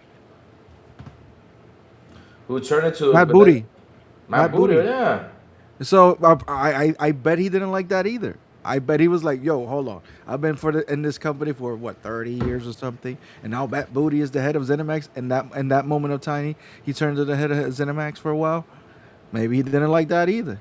Like, why? How come he's getting the job but not me? Exactly. Maybe Phil was actually like that. Maybe Phil told him before the purchase. He went to dinner with all these guys. He's like, "Listen, you're gonna be the boss of this. You're gonna do this. We're gonna do that." And once everything went down, Phil is like, "Nah, you're not this. Now we're doing this. Now we're doing that." Maybe it is that. I don't know. And at this point, I don't care. Just give me the games. And to be honest, I'm not even much of a Bethesda fan. I don't play Fallout. I don't play Skyrim. I don't play Starfield. I'm not saying those are bad games. I'm not saying exactly. It's just unplayable. Those are just not my type of games. I mean, like I was saying though, like what was the big innovation, like what under P. Hines or what happened? Because I look at Fallout, I look at Starfield, I'm like, okay, I played Fallout the other day because of the TV show hype. I try to finish it again, which again I just didn't finish it because it's like I'm not a big Fallout fan. But Starfield, I mean, you look at the gameplay, it feels like it's the same thing pretty much. And but Doom, innovated, and Wolfenstein also innovated. But I mean, they've been doing what they've always been doing. They've been doing the games. I mean, we have an Indiana Jones that just came in too, but it actually, I did like Indiana Jones a lot. I'm not gonna lie. You didn't like it? I liked it a lot, to be honest. It's good. Not much the gameplay itself, but the story of the game and the world of the game was fantastic. But I thought it was great. But let's keep it real. What was Bethesda known before it was purchased? It was known as Bethesda. How many memes does Todd Howard had? Todd Howard has a freaking music video that called "It Just Works," that is making fun of Bethesda for launching everything broken all the time. And that's before Xbox. Look at Starfield over there on PlayStation. Remember Fallout 76 launching with a collector's edition they had, and the whole bag fiasco that they bought. Like the collector's edition apparently came with was supposed to come with a different type of material of a bag, and then when people got the collector's edition, the bag was just a cheap thing that was just ripping off, and they had to apologize and change the material of the bag again, but which I don't even know if it happened or not. Fallout 76. People forget that. Was that under Xbox? No. No. Far as I understand, I didn't see Pete Hines complain about Deathloop and Ghostwire and possibly Starfield going exclusive to PlayStation. It sounds to me that Pete Hines, since the beginning, apologizing to the ponies because people, I don't know if people remember, Pete Hines was apologizing to the ponies and being upset that Starfield was going to be exclusive and Redfall was going to be exclusive, but I never heard an apology to Xbox fans when Deathloop and freaking Ghostwire, two games that I really don't care about, to be honest, because I tried playing them and they're not really that good, in my opinion, under their administration, not under Xbox, were exclusive to PlayStation, but there was no apologies in that point. There was no, oh, this is bad for the industry or anything. So no, Pete Hines could go and retire happily in his golden parachute. Nothing personally against the man. There's nothing personal. Of course, if I met the guy, I will say hi to him. We'll be cordial to the guy, respectful to the guy, even have a beer and have some laughs. This is nothing personal against the guy, but looking at it from the outside and what happened and what's transpiring, what you're saying right now. Sorry, Pete Hines, but I think you're alone on this one. I don't care for what your opinions are. Yeah, right exactly. now. That's it.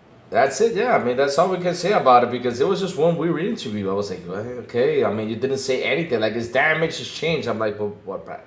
Explain it more. What was the damage? What was the thing, though, that happened, though? I mean, for you, what was the damage? He didn't explain nothing. He just said his damage has changed. But what? I mean, I'm still scratching my head. But okay. You know, Pete, just you be you. We be us. And you know what we're going to do? We're going to play games, and that's it. Yeah. Everything that Chuck over here, we will try it out. If we like it, we'll play it. If we don't, we'll move forward. That's what we'll do. That's what we'll do, right? 100%. Joey, I saw you commenting out there about this whole rumor, you know, and of course, you know, I had to put on some tears, of course, because the rumor is back from 2024, and that is Call of Duty, you know, back again, trying to delete Game Pass, and then we hear that they're trying to make some super tiers or some tiers to Game Pass. I mean, what are your thoughts on this, though? I want to hear what you got to think, though. We're back to the rumor again from 2024. Of course, there's two train of thought. All right. First of all, the rumor is not fake. Rumor's not fake? Okay. All right. We were told a while back that one of the first discussion with Asha and the whole thing was sustainability of Game Pass. Sustainability with Game Pass, yeah, okay. The rumor is not that they're taking it off. That we've heard about. No. The rumor is COD is the elephant in the room when it comes to the discussion. I haven't heard that they're taking it off. I haven't heard that they're not taking it off. No. We just heard it is a big contingency when it comes to Game Pass and COD. There's two train of thought. There's the corporate side that is like, this is not sustainable in some way. We're losing money or we're gaining money. I don't know. And there's the consumer part of things that is like, you promised me this. You're not going to take this away from me. You're not going to raise the price, and I want it cheaper. Of course, I'm standing on the consumer side that I don't want you to take it off. I don't want you to raise my price. And I want it cheaper. Of course. As a consumer, yeah, I mean, that's what I want. That's what we want. Yeah, 100%. So the job right now of my Xbox and Asha and all these people is this: how to meet those demands that we're having, but at the same time not dying. So the conversation is going to, what if we make more tiers? I don't know if that's the solution. I don't know. But as far as I understand, maybe that tier has already been done and is going to be launching soon. I don't know. Because the whole Triton, whatever code that they found apparently is a real. Apparently, it's a real thing. So I don't know. I don't know. I don't have the answer for this, because if you're offering something that is killing you, supposedly, it's great for optics. Yeah, but it's killing you. You understand? It's like an athlete playing the game, but he's been injured the whole time. Yes, he's playing the game. He's there. People are happy, and he's scoring, and he's making the points. But career-wise, he's damaging his career. So which one do you make happy? You make yourself happy, or you make the people happy. So it's a complicated thing. Whatever happens, happens, and I don't think people are going to be happy either way. People are never happy. When it comes to me, I don't care for COD. You don't care for COD, really? I don't Not care a big for COD COD. fan. Oh, Nope, never have, never will. And it was added to Game Pass. That was great. I played it there, but bleh, eh. whatever happens, happens. Joey is more Dave the Diver type. I'm more of an indie type. Games that are games, Yep. strategy games. You're ready for puzzle games. you're ready for replace, games that Joey? make games that make me think things like this. That's my type of thing. You're ready for a replace, Joey? Tomorrow? It's tomorrow. Yes, April 14th. I did not know that. So yes, Yes. I'm looking forward to that. Yeah, I'm looking forward to that game too. I'm actually cooking for that game too. So David says, Joey is a pony type Xbox fan. That's okay. If I have one DNA thing about PlayStation, I don't know what it is.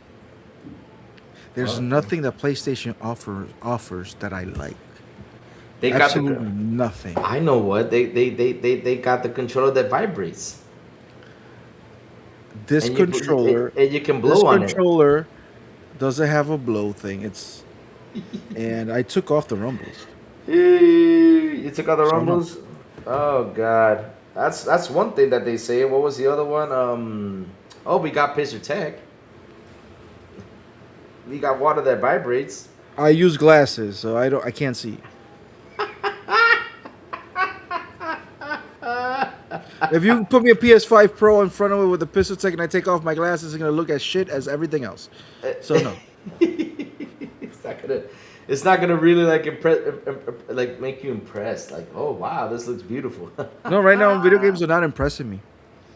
And technology that gives a beauty filter is not one thing that I'm like, oh, this is amazing. Like, really? You guys are impressed by a beauty filter?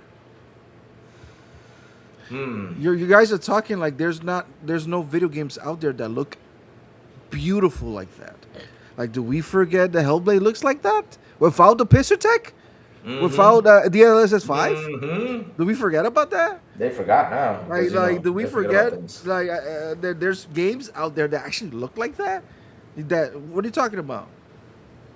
Oh, but well, yes, I understand. There's games that actually need that beauty filter, but there's other games out there that are like, dude, this thing is beautiful. What do we need this DLSS pisser tech?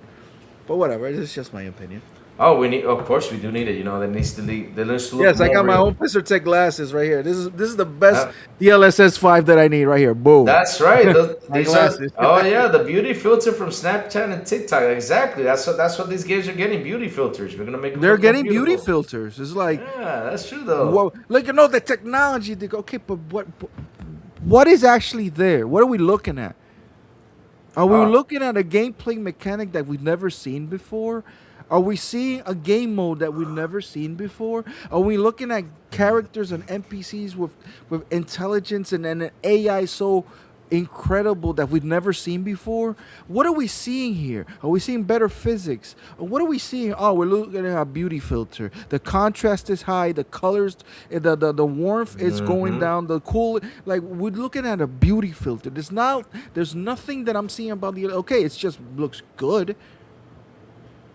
So what we're doing here, we have this hot chick that looks great, but when you're fucking her, she's not moving. She's not moving. Nothing. She's just there. Oh God. She's hot. So But there's no spice between. So I don't understand this love for DLSS either or pissers. Like, it looks great. I like the games that look great. Of yeah, course. I mean, they there's look some great, games that look better though. Like What else? What else do you got? What else you got though? Does the physics change? Does the guy jump higher? Does he reach? You know, from one jump he can go to another planet like Superman. But we've seen that before too. Really? You have not had a Yeah, Superman we've game seen. though. Have you played Hulk? That motherfucker, Ultimate Destruction. That motherfucker would jump so high. Oh, I know that, but I'm saying like jump from a planet to another. You know, making a jump and he I don't know. goes. Technology wise, I don't know what are we talking about here. People are capping for this pisser and all that. Like, okay, it looks great, but what are we doing actually? What is gameplay wise? What are we talking about here? As far as I understand, this medium is called video games. Games. We're not looking at movies. Graphics. Movie. It's called movies. Because it's you move. The pictures move. Just in case you don't know what movies mean, people, ponies, them, you fuckers. Okay, because they move the movies, right? So I'm not looking at that. If you want me to look at that, then I look at a movie like Avatar, which I don't care for either, and that's beautiful as fuck. Oh God. Don't bring that up. If you want that, then buy a PlayStation and tell Sony to make you movies, and that's it. But we're talking about video games. What is this actually doing? I don't know. So I don't know, but it just makes the game look nicer. That's it. Just beauty filters. yeah, it's a beauty filter. It's a beauty filter. Safo brings up a good point here. Safo says, if I gotta pay, I'll pay. I can only speak for me. But once you remove COD, what's going to stop them from removing other games? Okay. That's a good point. See, that's a good What point. is gonna? But one thing is that, Louis, you can look for this. Yeah, what's up? There was how much? I don't think there's another game that Microsoft has that costs as much to develop than Call of Duty. There isn't another game that costs as much. I don't think there's another game that Microsoft has under his umbrella that costs as much than the development cost of Call of Duty. Okay. I mean, that could And be if it, I'm though. not mistaken, if I'm not mistaken, I remember we were talking about this at WBG a few years ago. One of the Call of Duty costs, I think, around 750 million. If I'm not crazy. We're gonna just look for it though. That's a lot of fucking money, bro. Let's go ask Google AI. No, Elder Scrolls is not. People think that Elder Scrolls has been in development since Elder Scrolls Skyrim came out. No, that's not true. I'm telling you right now, these fuckers don't have any. Now they have a full team. Now they do. But before that, they had like a few people doing shit. So no, that game is not costing you $250 million. It's not costing you marathon numbers. No, it's not. Oh yeah, it says the Call of Duty Black Ops Cold War is considered the most expensive Call of Duty game ever made, with development marketing cost total over 700 million. So basically, you know, it was with marketing and everything, $700 million. Because, you know, the marketing, you know, they go all in when it comes down to marketing, though. So that means. So that means in order to pay for that, so let's do the math real quick. If Spider-Man had to sell 7.2 million to start Forget about making profit- Spider-Man. Forget about fuck them guys over there. Let's talk about us. Let's worry about our house first. First. So let's see, $700 million. During that time, it was 60 still, right? Divided by 60. They had to sell 11 million copies, almost 11.7. Let's just go 11.7 million copies in order to start making profit in that game. That's not bad because we usually Call of Duty is in the 30 million range. So it's a sustainable business when you sell the game. Exactly. Yep. Now take half of the player base because they're a Game Pass, and now tell me how much that money is. Well, here's the thing, though. It's not even how many people on Xbox play on Call of Duty? Because if you remember the court things, I don't know. with Call of Duty, I don't know, but it's a big chunk. Apparently a big chunk of people. It's not really. I don't believe it's a big chunk because even Bobby Kotick, you know, wasn't happy with porting the game to Xbox. Remember? Like, give him no. He wasn't happy about it, wasn't it? No. He said it's not that I wasn't happy because they didn't have the. He was worried that the Xbox was going to fail. So before that happened, he said, you know what? I want 80-20? Something like that. It was trying to give him like something big because, you know, with PlayStation it had a good deal, and you know Xbox said no, we're not gonna go. Yeah, then we're not getting that much returns when it comes to Xbox and the fan base. Yeah, that we're not getting that much returns. So let's say you add it to Game Pass though, but let's say it was 5 or 10 million. You know that people probably not gonna play Call of Duty though. I mean, probably so. with the new people that logged into it. But still, PlayStation still dominated when it came out Call of Duty sales, which we all know that over there is they're At the king. end of the day, man, if you're subscribed to Game Pass because of Call of Duty, that's fine. That's fine, but Because everybody's subscribed to something for different reasons. but that's I don't have money. the answer for this, bro. I don't know if they're gonna end up removing um, day and date. I don't know. I don't know. What they're gonna do is they're gonna do. All I know that you were asking because I was listening to a show right before I was parking inside the house. You said Xbox hasn't stepped on a rake yet. When is the first rake happening? And in my mind, I was like, Asha's gonna step on a rake eventually. Oh, I know that, but And she's not gonna she's not gonna step on a rake like because oh my god, she didn't see this coming. The rake is gonna be in the middle of her path. It's gonna be in the middle of her walkway. It's up in the And middle. she's gonna have no other choice than to step on it. Exactly. Yeah. Because look, what I'm saying is, Joey. Look, she's been what now? 6 weeks in there, 6 to 7 weeks, right? Probably, yeah. Yeah, 6 or 7 weeks. And what has been the bad news towards her being on there? I mean, lately it's all been good news. We have not heard it. I mean, I find it funny because last week I was like, news has been really slow though. What's going on out here with the news? Like there hasn't been that much news, right? Last week. Besides, the Call of Duty removal or the what else was out there? There was just 2 or 3 things. That was mentioned though.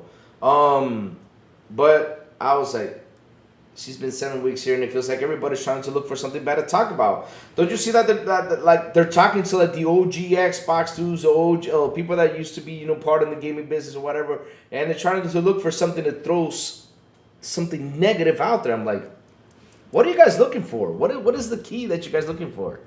I think like DCG is not having an Xbox is dead video in quite a while though. I think he's dying out there. He's waiting for that. But you know what I mean though, right? I don't think that they're looking for something wrong. It's like they don't trust her because the way she was appointed. Let's keep it real. Oh, of course. Of course. It was like, wait, who is she? Like who is she? Remember that? We were like, who is she? Yeah. Where she come from? Oh wait, she come from AI. She was handpicked by who? By Satya? Oh my god, this is not a good sign. Let's keep it real. The optics of her coming out of a random Friday. Then the whole thing, like Sarah quits, Phil immediately retires, and Asha comes out of nowhere, appointed by Satya Nadella, and her previous job was AI. That's not a good optic, Louis. And I know. I can understand everybody looking at her like, yo, she's just there to fuck up everything up. But I thought about it at the beginning. But I got a question though. It's not a good. I got a it's not question good though. optic. But as of now, do you think she's actually doing better than as people thought it would be? Like as of now, what do you feel about her now? Because I see the refreshments of Xbox, with the what's it called, If she's doing better, I think she needs 10 little more years. 10 years to tell me that story. Did you say that story? Phil was there 10 years or more. I don't remember. Yeah. But I'm saying, Phil did a lot of great things. Okay, but let me re-ask this. She's just doing little things that we just asked for. She's just it's like I've been asking for somebody to fix my chair, and she just came along and she fixed my chair. But when Phil came along, we had a crappy office, and now we are in a new office. You understand? I get you. Phil came along and he dropped Connect, he dropped the price, backwards compatibility was back. Those are big bombs. Yep. She just came along and like, when are you guys gonna fix my chair, bro? And she's like, I got you. And she put the screwdriver. It was annoying. It was there for 5 years. I've been asking for that fucking screwdriver and that fucking screw on my chair for 5 years and nobody fixed it. And she came along, she fixed it. It's great, but is it enough? No, absolutely not. I mean, no, I'm not saying it's enough though, because it's just in there recently. But she's been doing good things though. She's been bringing up some good stuff that even though it's been out there for a while, but she's actually getting them done though. That's what I mean. She's doing customer service right now. Yeah, she's doing customer service. Yeah. Which is nothing wrong with that. It's actually good though. No, it's not, because little tiny things that are annoying, if they're a lot, it turns to the big thing, right? A Yeah. big thing. And so right Yeah, now I she's believe fixing those little things that are Things. annoying people. Mm-hmm. But she hasn't brought a bomb yet. And I'm not gonna say, Whoa. because first of all, let's keep it real. The game she's launching, those are Phil's and Sarah's. I'm sorry. Oh, I know that. Helix, that's Sarah and Phil, bro. Oh, of course, of course, of And course. Matt Booty. He was there too.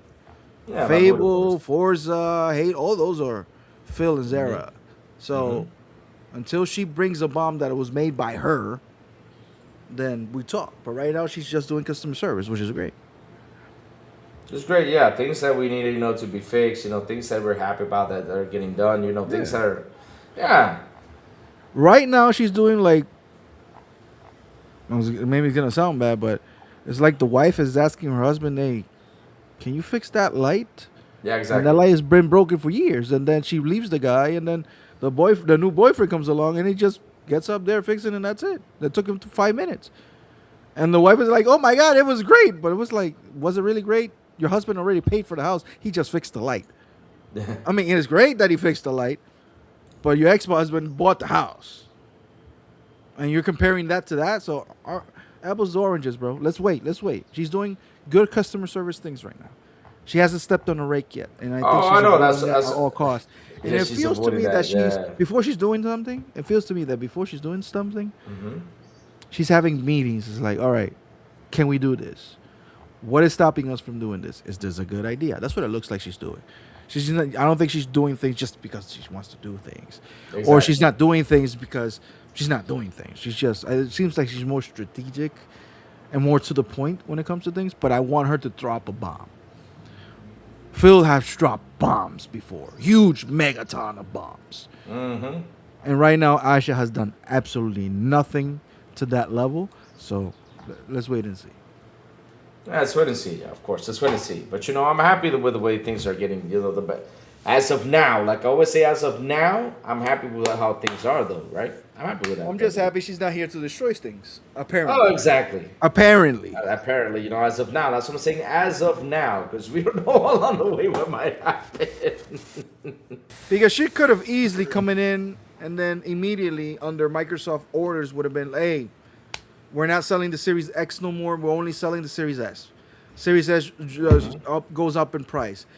Game Pass, they drop a whole bunch of shit. And then you start seeing these horrific moves that are like, boy, like that would have told you like, yeah, this is Microsoft killing the brand. She's not doing that. Nope. So that's good, and that's why but we have to wait. I want to see her bombs first. Right now, she hasn't dropped a bomb. That's all I'll say. Oh, And she's doing not she's I'm bad actually- or good. She's doing her job. Let her- One thing, let her one do thing it. I'm actually happy about is that at least I see a little fight back spirit out there when it comes down to Microsoft, though. I see a little bit of fight spirit out there. Like for example, like look at the Fable rumor that came out, and Oh, I got news from that. oh, what was the news though? That there's no development issues with the game. That's a bullshit lie. Really? The internal delay is like, all right, so should we launch it this week or the other week? That's the delay. Eh! Because even though you I heard you say it, GTA is a problem, bro. And I'll tell you why it's a problem. And this is Why is it a something problem? that somebody told me. Uh-oh. You can't wish list GTA right now. Can't. Nope. But the amount of times, and this is what I've heard, the amount of times people has searched on the Xbox for GTA 6 is so massive that it's scary. The amount of time people have done this. Look at my screen. Yeah, I know. Right. Theft Auto 6. Yeah. The amount of times people have done this seems to be scary. So whoever's thinking, oh, just launch the game, who cares about GTA? You're out of your damn mind.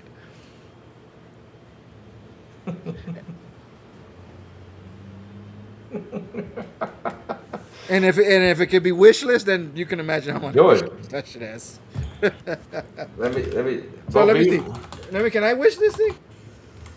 Probably so, because BB Money said No, he has a yeah. wish list. Because BB Money, though, I mean, I don't trust that much BB Money when it comes down to stuff. It's like he came out the other day and said that Red Dead Oh, yeah, Redemption you 2. can. Okay, I just wish listed. So imagine Oh, that. If so you can, BB Money was right then. My bad. okay, Sorry, so BB. he You're was right. right. You're right. Now You're imagine right. that. Yeah. If somebody's telling me the search of it is crazy, I don't imagine the wish list is. I mean, Joey, let me tell you something. I'm gonna show you So something you right compare here. that It's simple. analytic. Now you compare that analytic of wish list and search to Fable on the box on PlayStation, and they're looking at the numbers and like, yo, boy, this is not even funny. This is not funny. Yeah, Of I'll course, show they're you looking at this. the analytics and Google also, Mm-hmm. because those are things that they're like people. How many people are searching on GTA? How many people are searching for Fable? They're looking at the Just same watch thing. the trailer. They're looking at the. I mean, the trailer didn't break a record or some shit. Nope. Like, guys, even though I'm not gonna play GTA Day One, I don't care for it. I'll play it when that game is like $40-$30. Mm-hmm. But you cannot underestimate the power of that game. I know people right now You can't. that do not play video games except for one. GTA, yeah, I do that. I know that. I know a ton of people like that too. I was talking about that the other day. And this is the problem that PlayStation has. This is the problem that they all these companies have. All of them have. All of them have Louis, this problem. All of them. I can bet you there's going to be one game. There's only one type of game that can survive GTA. Call of Duty, No. Minecraft. A small indie game that is telling fuck you to GTA. That's the What is only it? game that's going to do that. What is it? You know why? Because there's going to be a huge segment of of gamers that's going to say fuck you GTA, and they're going to find that one small indie game. That's the What's only it thing called? that could survive that. But a AAA game Oh, going head AAA to game, that's no. not happening. The other It's one not that can go. The other one that can go head to head is Call of Duty, Fortnite, or Let's use somebody said in the chat on before I came into the show because I was listening. yeah. The radiation blast that GTA has, the only thing that could survive that is a small little cockroach. Oh. What was it And I'm not called? saying the game is a cockroach. I'm talking about the type of living thing that could survive that. Not us humans, not machines, nor material. A small cockroach could survive that. So a small little indie game that could scribble his life between the blast radius and the radiation is the only thing that can survive that. Because there's going to be a segment of people who's going to say fuck you to GTA, and they're going to find that next big thing, and it's not going to be a AAA game. Believe me, it's not going to be a AAA game. It's going to be a small, crazy indie game that people are like, holy shit, this thing. And What is it? Ski Lodge? What? Is it Ski Lodge? I don't know. You don't know? You don't know what the game it is? Oh, I thought you had a game like that. I was like, oh yeah. Ski Lodge. Yeah, Ski Lodge. You're know, talking you go- about ski? No, Ski? No, there's a game that you go down a lot. You're going on like in tubes. You're different animals. It's coming out real soon. You know, and you get to hang out in the lodge and just play different type of games. It's got a ton of mini games. I don't Build know. snowman, snow fights. I don't know, just I'm looking at a surfing game that looks fantastic. Oh. But look, Joey, look, like I always said, this has been a problem, though. Look at this. Grand Theft Auto has always been in the top 5 on PlayStation, on Xbox, on Steam. You can't see it, though. I don't know why people on Steam don't play it, though. But when it comes down both of these consoles, this is what people play. Oh, yeah, Always. Dave the Diver 2, when is it coming out? Dave the Diver, it comes out in, I think it's in January, is it? No, July. I mean, June or July, sorry. June or July. Fuck, I'll play Dave the Diver before GTA if it comes at the same date. Fuck it. I would too. Heck yeah, Dave the Diver's better. Fuck yeah. I don't care about Yes, Joey Simulator can survive that shit. I'm going to tell you how my simulator starts. It starts at 4:30 in the morning because my oldest daughter wakes up to go to school. We do her breakfast, or she starts screaming or whatever because she's like to wake us. She likes to put music and wake us up on purpose. Then after that, I drive. Sometimes I drive my sister to work, or my daughter has a school bus, a private school bus, which takes her home. But I do breakfast for everybody, then I go to bed before I go to work. And then I go to work, then I come back, and I do that process for 6 days a week. That's when I'm in the afternoons. And if I'm in the morning working, then I wake up at 3:30, pissed, and yeah, my life is not fun right now. But whatever. I don't do nothing exciting right now. You do nothing exciting? What do you mean you do nothing exciting? Of course you do exciting. Am I muted? Is this thing working? Yeah, it's working. Are you good? Okay. I'm seeing you. There's the most Latin American thing happening right now. There's the guy outside selling shit and he's screaming. You know those guys that sell. Oh yeah. I know which ones they are. Yeah. Yeah. He's selling his goodies. Sometimes I get. By the way, he's selling. I know a funny story about that though. I got a funny story with that one though. Got a funny story. So I know this guy.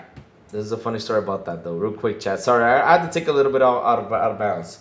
So I know this guy, which on Sundays there was a truck going by saying, we buy metals, we buy this, we buy that. Hello, guys who buy metal scrap. And so he goes out and he said, look, it's Sunday. Sunday's a day off. We're trying to rest.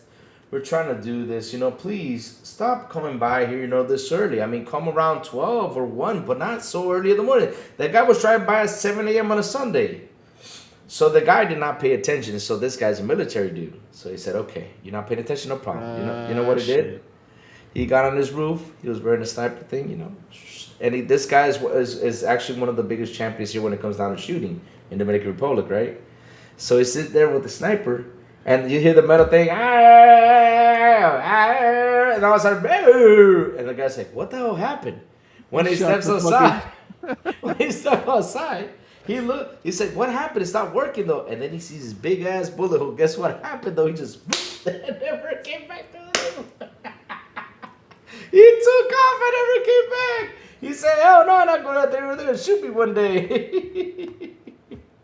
This is like, oh Lord. If you're, I don't know. In the States, this doesn't happen for real. The closest thing to that is the ice cream car, the ice cream truck. Yeah, but that's actually. But in the States, that's the closest thing. But in Latin America, yep, we have the guy who buys metal. Yep. You got the guy who just ran by selling his. He's selling his wandu, which is a special kind of bean. Yeah, fruits, whatever. Wandules, And then you got the fruit car. Got the fruit car, yeah. Yeah, that is 40 oranges for $1, shit like that. You got plantains. You got the furniture guy that sells you like special furniture, like for terraces and patio furniture. Then you have the fish guy, which I do buy every Wednesday from the fish guy because literally that guy goes fishing, and he comes back and that thing is like recently caught, the freshest thing you can get, right there. And then you have the garbage truck, which is a fucking annoyance because they come way too early and they start honking that motherfucking horn at 6:30 on the Monday when I'm off, which is a piece of shit. So you gotta get up, people have to get out all the trash and shit like that, whatever. So yeah, that's the thing. So everybody, and it's funny because it's not. Yeah. It's every Latin American country has that. The dudes that sell stuff, raggedy ass pickup trucks with a horn, with a fucking horn, a microphone. Yeah. A microphone. Have that. They all and then around 6:30 at night in the evening, 7:30, you have this small minivan that sells you like cakes and pastries and donuts and things like that. But that one has a little music on top. Those sometimes I buy let's buy some pastry. So Chad is asking what I can literally hear the other guy from the other street. Yeah, he just shows out though. So what would Louis' simulator be though? Ooh. Well, Louis' simulator is simple. I wake up in the morning. I cut myself a break, and what did I do? No, wait, I bought us in the random mitzvah tank in my mad loud mitzvah. What's a mitzvah? I'm hearing like a whistle though. Who's whistling out there? Oh, it's the same guy with the fruit things. You hear that? That's the other guy. There comes the other guy. Okay, there you go. Here comes the other guy. It's Google. What's mitzvah? This motherfucker's gonna make me Google mitzvah. So look, what would be a little similar? Well, easy. Wake up in the morning. I shower up because I love showers. I go to the bathroom, and yeah, basically that's how my morning is. Go to the bathroom, take a shower, then start. My day. Doing my morning show, and after I'm done with the morning show, then I have to answer phone calls, pick up phone calls, do phone What the calls, fuck is head out that? to the office, listen to my mom complain about some things, then listen to my dad complain about some things, then listen to my aunts complain even more about things. Yep, that's what Louis does, though. Just listen, listen, I've listen. That's never it. seen this. I'm sorry, Louis, but I've never seen this before. What have you seen? Uh oh, I gotta see Look, this. I live my childhood and part of my teenage years in Staten Island, New York. I lived in New York. I know how it is. I've never seen this. It's a car. It's like a Jewish car. Holy A smoke! little. Oh, What the fuck is that? what Jewish the- mitzvah tank. What do they sell? I do not want to know. Is this a synagogue? Wait, I don't. You know what? I'm gonna leave it there. Yeah, You let's guys leave are it trolling there. me for something. But Exactly. what is this? Yeah, Wait, yeah. isn't a mitzvah the thing that circumcise your kids? If I'm not mistaken. Wait, hold on. Please Google. Don't. I'm just asking. Isn't that the guy that does the thing? Apparently with his mouth. I'm not sure. God, I did not want to hear Is that. that the? Though. Is that? Somebody confirm that shit for me, please. I don't know. I don't know. I mean, Oh, I'm it's a not. baptism. Okay. It's not the. Please, though. Wow, that's And crazy, it's blasting loud music. Why? What kind of though. music? Oh God, no! Please no. It's like Party a bus in party the bus, on but church on wheels. Oh, nice. Oh, that's nice though. Nice. I've never nice. seen that. Oh my God! Oh my God! Hey, yo, Oh my God! that's Oh crazy. Lord! Oh, that's some funny stuff. That's funny stuff. So you Joey- guys had a Jewish church on wheels. Okay. Oh, we Hey. got one that has speakers on top of his car, and he goes out there praising, Lord Jesus and everything. Oh, I remember my first apartment building mm-hmm. when I moved there the first time by myself. Yeah. Hold on. What time do a lot of lizards shows up? What do you mean? I remember in my first apartment building there was a Baptist church right in front of the street. They do their praying hours, whatever, their meetings, their Mm-hmm. at from around 8 p.m. and it's 3:30 in the morning. And those fuckers were still singing praises, alabare, all that shit in church and all that shit, right? In Mhm. Spanish. Mm-hmm. I remember one night we were drinking and I was in the balcony, and the Okay. guy literally the guy from on top of me, like, for fuck, he was screaming in the church. It's like, I understand loving God, but at 3:30 in the morning, shut the fuck. Oh, that's just me. Oh God. Yo, it was Oh. like, dude, it was like Oh. every Tuesday, Thursdays, and Sundays. It was like, dude, it's 3:30 in the morning. Like, what 3:30 the in the fuck are we morning. doing here? Yeah, it's crazy, bro. But yeah, It the world is. is crazy sometimes. Yeah, it is. It is. It is. If you wake up in sin, you can get a baptism. What? Now, I've never seen that before. So, Joey, I'm still trying to let me see. While you keep Anyway, on talking let's go about back to topic. I'm let's sorry. go back to topic. Yeah, you got it for the people yelling stuff. Oh God. Oh man, some funny stuff. Some funny stuff. Let's see though, what's going on over here. Let me go see what else is cooking out there because we already talked about the Call of Duty. We already talked about how Starfield, became the beta testers over there on PlayStation. Because I'm starting to wonder, can the PlayStation handle Starfield though? I mean, I shit. hope Starfield will always run, crash, break, and never work well for the PlayStation platform. Yes, you hear me. Listen, Oh. listen. If there's any Xbox representative hearing this somehow, Yep. have Make the them decency suffer. have self-respect. You're not selling PlayStations. You're not paid by Sony. Oh damn. You're selling Xboxes. Bethesda is owned by you guys, and you're being paid by Microsoft. Have some self-respect and make everything under the Xbox umbrella, including ABK and Bethesda, ZeniMax, work perfect on the Xbox, and if it has to break on PlayStation, then let them go fuck themselves. Oh. Okay? You know what PlayStation did to you? This is how we share our games. They did that to destroy you. You understand? You understand? You understand that they went up on stage and dropped $100 from the PS4 to destroy you? Do you understand that they said literally no DRM or internet required and on console? They did that to destroy you. So stop playing nice to these pieces of shit. And if the game is buggy and it doesn't work, good. Fuck them.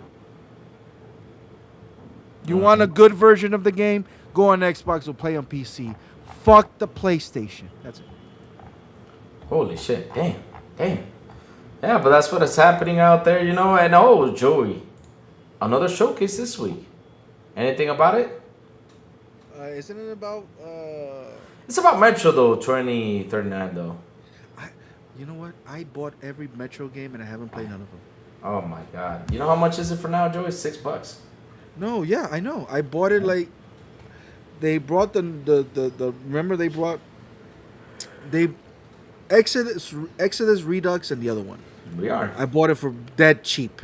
Mm-hmm. And then they brought the PC ones. No, that's what's the name?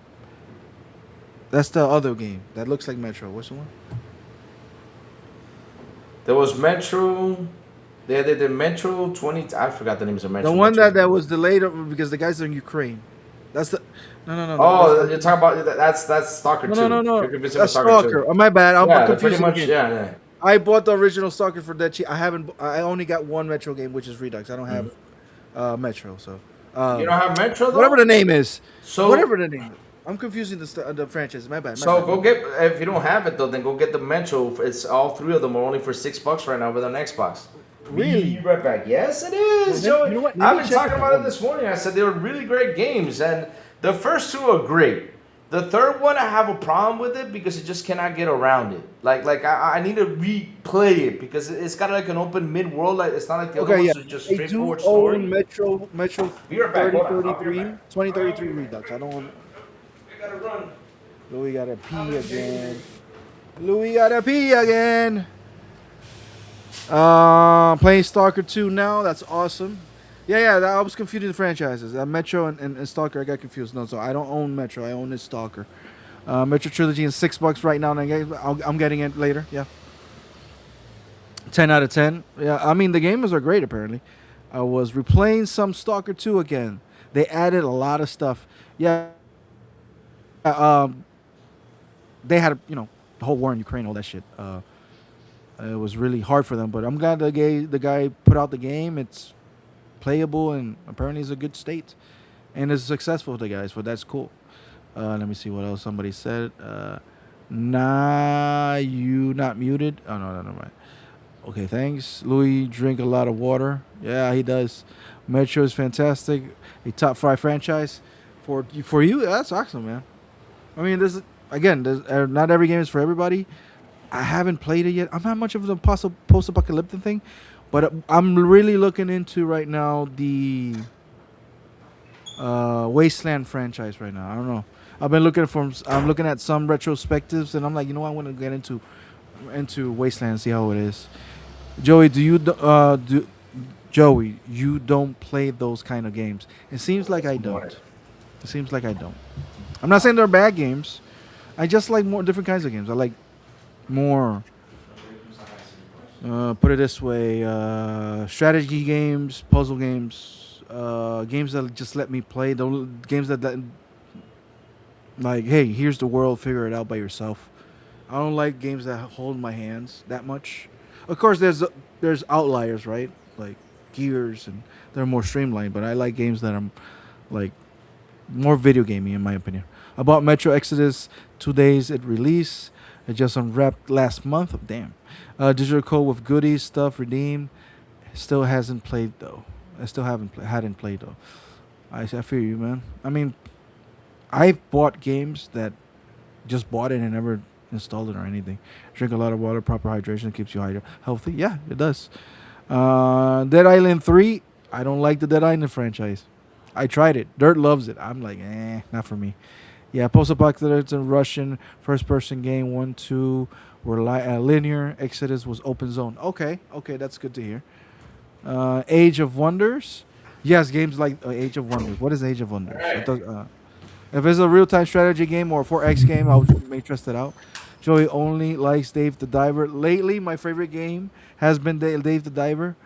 But what I've been playing, which I played yesterday, What? I was like, because my family went out, and I'm like, Ooh. nah, I'm gonna stay home. I was doing like laundry and things like that. I wish I could do So I decided to play. While I was doing the laundry, I was playing some games, and I played for 6 hours Castlevania last night. Castlevania, which one? Portrait of Ruins. Oh, nice. I'm finishing Because up I have all the 3. Castlevania games, the collections. So the recent Castlevania that I bought was the what is the name? Mm. It's the Dominus collection, which is the DS games. I've played them all, but I'm started playing the game and I realized I didn't even have achievements for it because I played them on the DS. So, yeah. Dead Island 3 is a good game. A lot of people like it. It's like Dying Light. I tried Dying Light. That game is not for me. So you're home alone right now at this instant? No.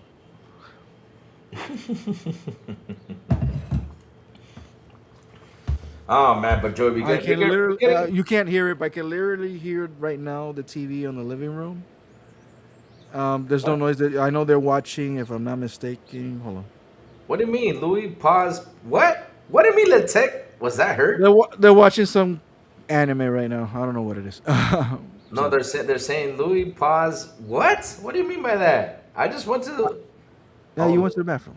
Yeah, I think Joey will love Replace. I will 100% love Replace. Oh, I of love course. pixel art.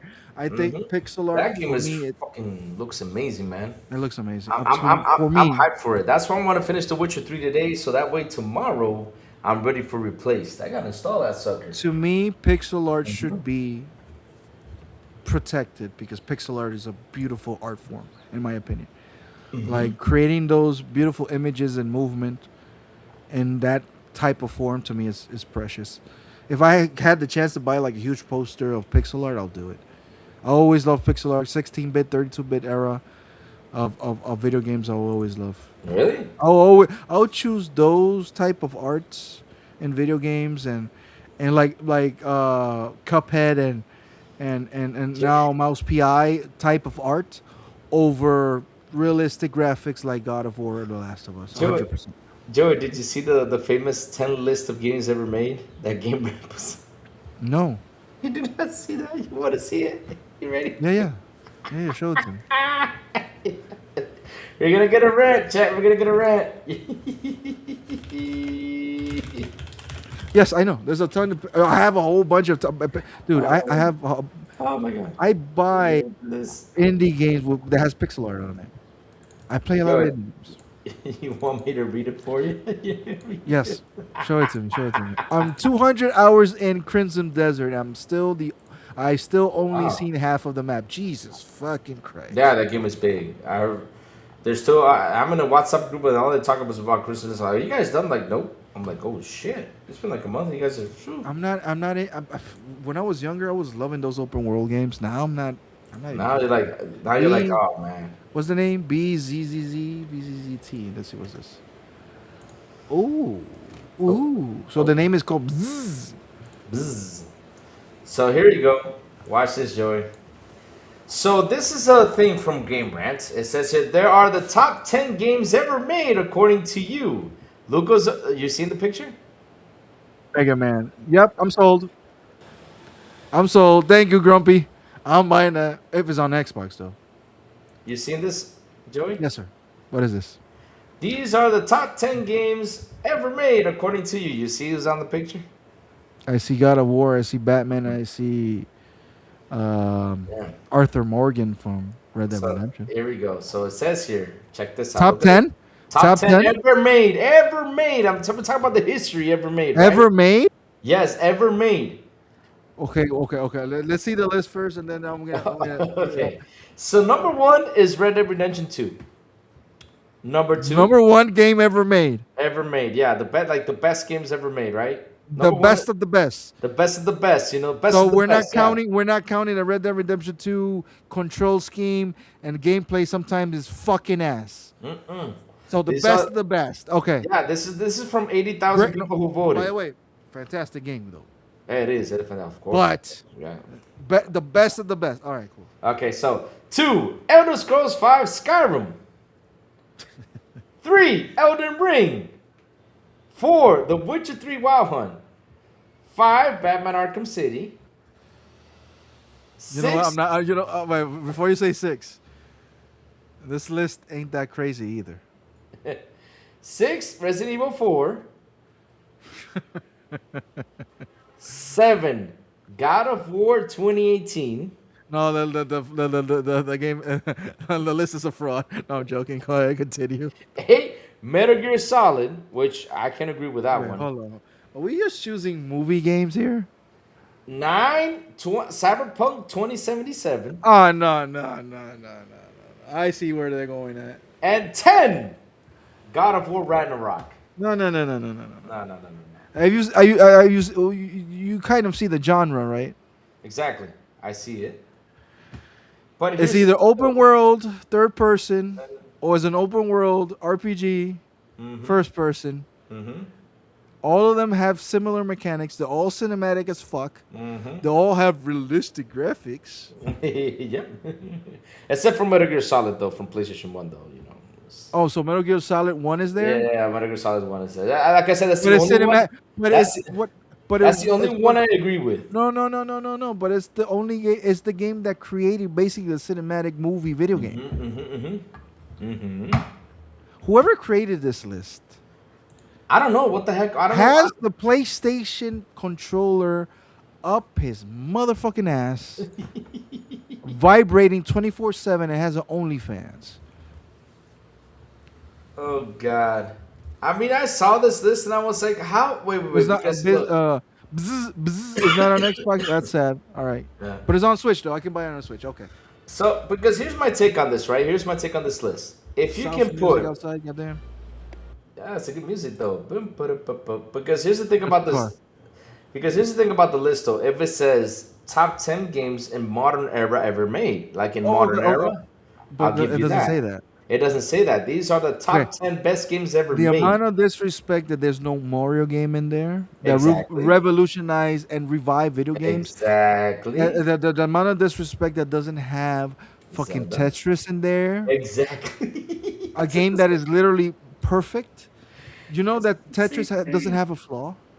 As a video game concept. It doesn't have a flaw. It's the most perfect game ever made. Really? Yes. There's actually a university study of that shit. Wow. Which I laughed when I saw that. I'm like, what? The game how it's built is doesn't have a flaw. I don't know how to explain it. I gotta look at the video to explain it, but Wow. it doesn't have a flaw. You got Elden Ring in there. It's a great fucking game. One of the best games in the modern era. We're calling it the best. Yes, you know what? Fuck it. I'm putting more Elden Ring in there because Elden Ring did stuff that still blows my mind. Yes, not having Mass Effect trilogy in that list. The way storytelling and the decisions were made in that game is crazy to me.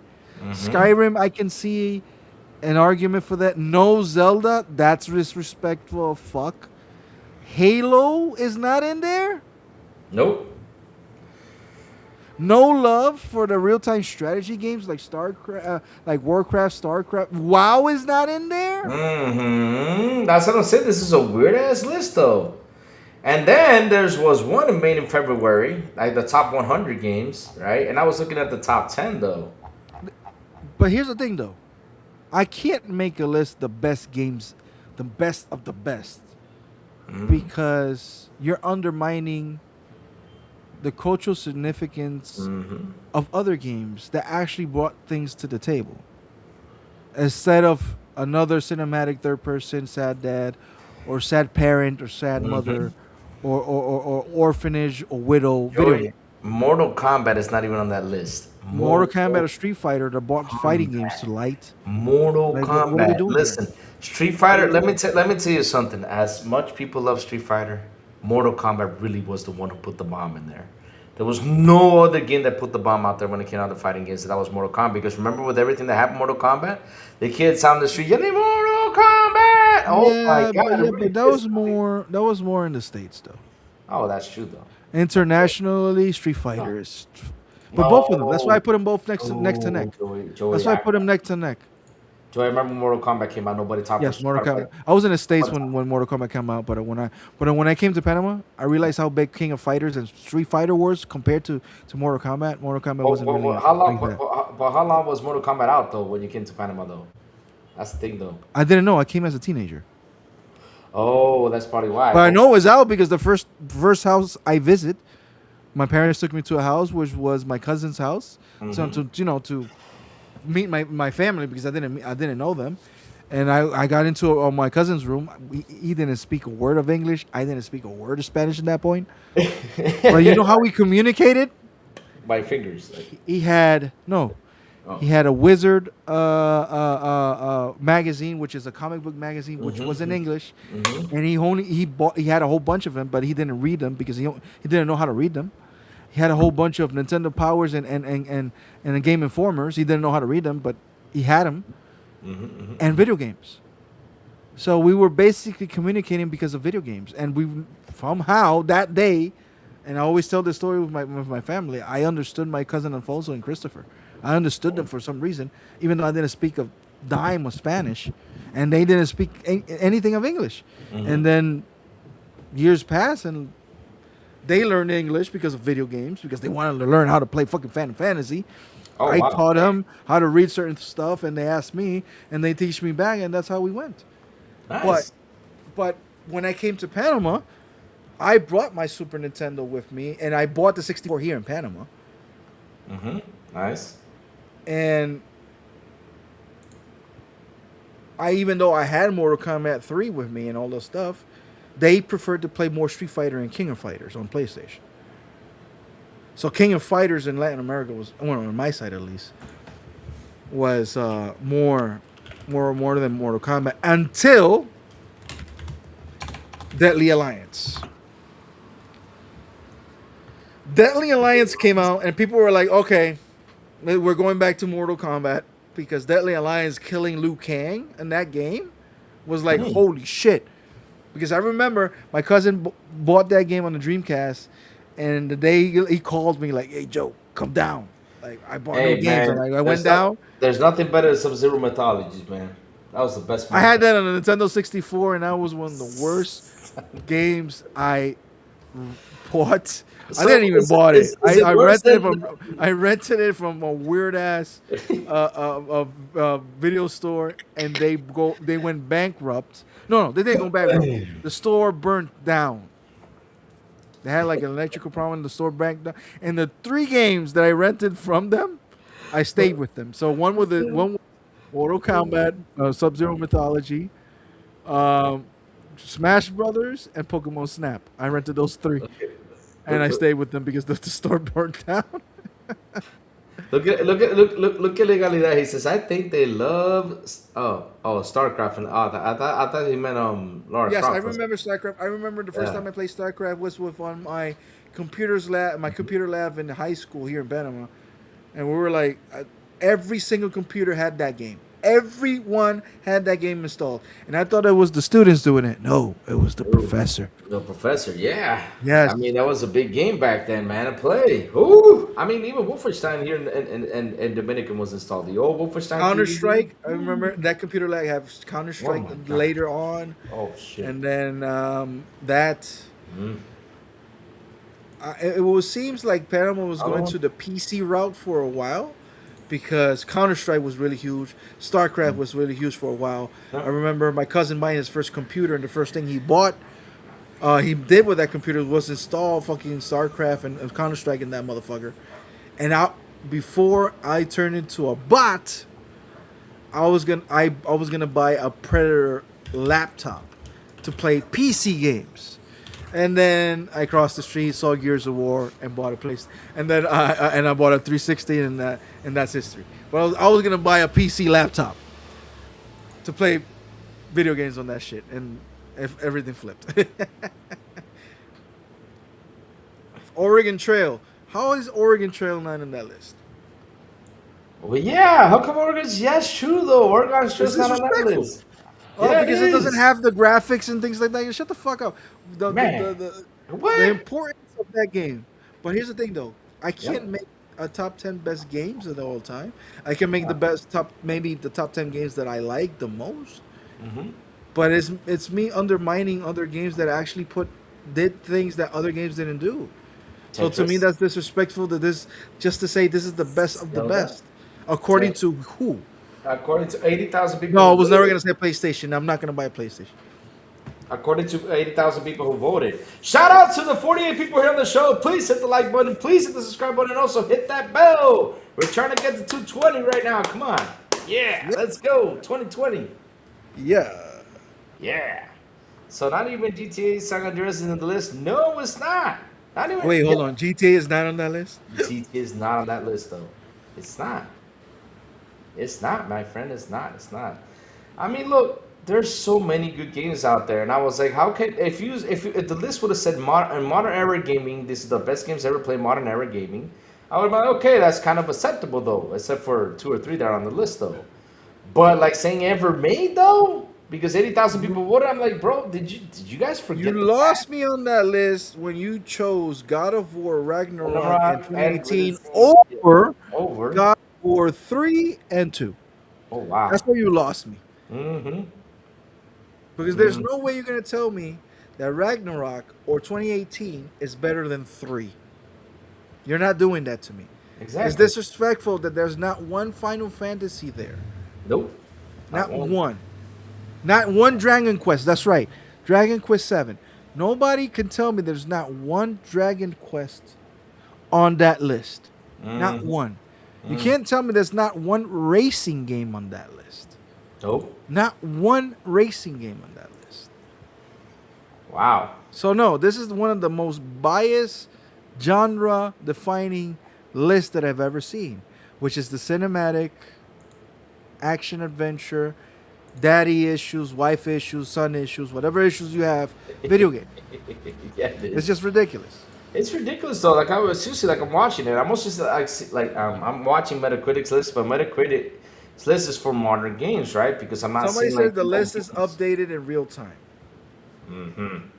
If it's updated in real time and people are voting for it, then the bunch of Gen Z players that are voting for that shit should be eliminated in its totality. Mm-hmm. Because I can appreciate a game coming out this year, at the same time respect what came before.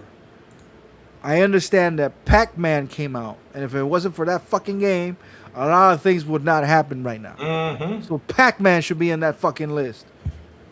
If you want to be a little bit zesty with it, a little bit spicy, then Miss Pac-Man, which is a better game, which is a hack, an illegal hack from the original Pac-Man. Then they fixed it later. But however, then why Space Invaders is not there?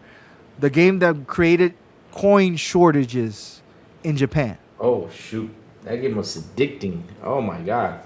Whew. So you're telling me it's not because it's the best of the guests or what the game did for the genre and for the industry. You're just putting that in the list because it looks pretty and it has a movie part of it. That's what you're saying. And that's my problem with the fucking Game Awards, because that list that you gave right there is Is the Game exactly Award- what the Game Awards look would do. Exactly. That's what it would do though. Holy shit, since Software just asked an AI, it had Ocarina at number 1, Tetris number 2, and Breath of the Wild number 3. But here's the thing though, like when it comes down to games, Tetris is number 1 because the number 1 sold game was that one. That's the game that's hard record to beat because that's the game that everybody plays, right? It's a game that when we all grew up, we played Tetris though. We love Tetris, right? Ocarina of Time is one of the highest scoring games out there right now in Metacritic. But here's the thing though, right? When you sit down, you look at these lists, right? Because remember, Metacritic came out during a time later on in life. So it does not have like the whole list of like the old games, like when what's it called? GamePro used to review them and stuff like that. Those games are not on the list though. Look at that. Pickles Um, says that's Jeff. okay, pickle. Coin shortages in Yeah. the when Space Invaders come out in Japan, if I'm Mm-hmm. not mistaken. Yep. Now, if I'm not mistaken, if it was That was late coin shortage. '70s, early '80s, if I'm not mistaken, and there's an entire um, Netflix Documentary. show about Yep. that called High Score, if I'm not mistaken. Mm-hmm. That you can watch those. It's like 5, 6 episodes. They were talking about the whole console war in that show. They explained the console war between Nintendo and Sega. That's the main theme of the show. However, they talk about Space Invaders. They talk about Street Fighter. They talk about. It's a great show. You should watch it. In that show, I've learned that in Japan, people were playing so many, like, asking for quarters to play Space Invaders so much that for a while there was a shortage of quarters because all of them, or most of them, were in the machines Yep. in It's right Space here. Invaders. So I'll, they created a shortage of coins. That's the legend. that's the That's the legend. legend, and apparently that's a real thing that happened. That's the real thing that happened. Though. Even though Japan says like it wasn't really that, but however, a lot of people attribute that. It's like the ET thing. ET was But it was attributed of the fall of video games, right? But the funny thing But is, it like, was a factor of a lot of things. But yeah, but it didn't happen like an it's a entire. great, it's a great. Oh my god, it's a great documentary. You guys should see it.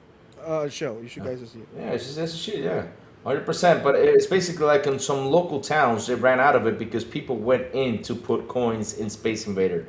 The hundred yen coin that was put in Space Invaders, and the town they ran out of it because the machine had it. So yeah, it was crazy. It was crazy. That's what Space Invaders did. No joke. I Put mean, it that's this way: Space Invaders. It was like it had a machine, right? yeah. The machine is it was the first machine because I saw this in another video.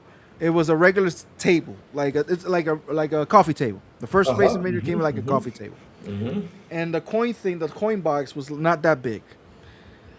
Like into the lifespan of that coin thing, they had to revision the table. The table turned. The box was like what, maybe 5% of the size of the table. Yeah. The new revision was the box increased to 25% of the table. That's how big the box had to be in order to take the quarters or the 100 thing gen. That's crazy. So they had to, it's like getting a bigger gas tank because it needed it. Because people were just putting quarters and quarters and quarters and quarters and quarters in that thing. And I can believe it because I remember one day I was trying to play more. Funny enough, it was Mortal Kombat in a bowling alley. And every time I put the quarter was coming back and coming back and coming back. And like, what the fuck? And people were online like they couldn't play Mortal Kombat. And then the guy from the bowling alley, I know what's happening. The fucking machine was full. It wasn't accepting no more quarters. So the guy had to come out, take all the quarters, and then once boop, it worked. It got And chubby. funny enough, it was fucking Mortal Kombat. I remember Mortal Man. Kombat 2 to be exact. Mortal Kombat 2. Yeah, that's what I said. Like, yeah, I told you Mortal Kombat was a big impact, though. Damn. It's not even on that list, though. Mortal Kombat was. So if that's not on the list, what are we doing here? I feel like we're disrespecting the industry as a whole just As a because whole. of graphics. I got it. I don't like it. That's what I always say about when we sit down. Like I always tell the chat this. Like, look, for example, we already covered the news. We said everything about what was going on in the news and everything. And at the end of the day, it's like what I always tell the chat though.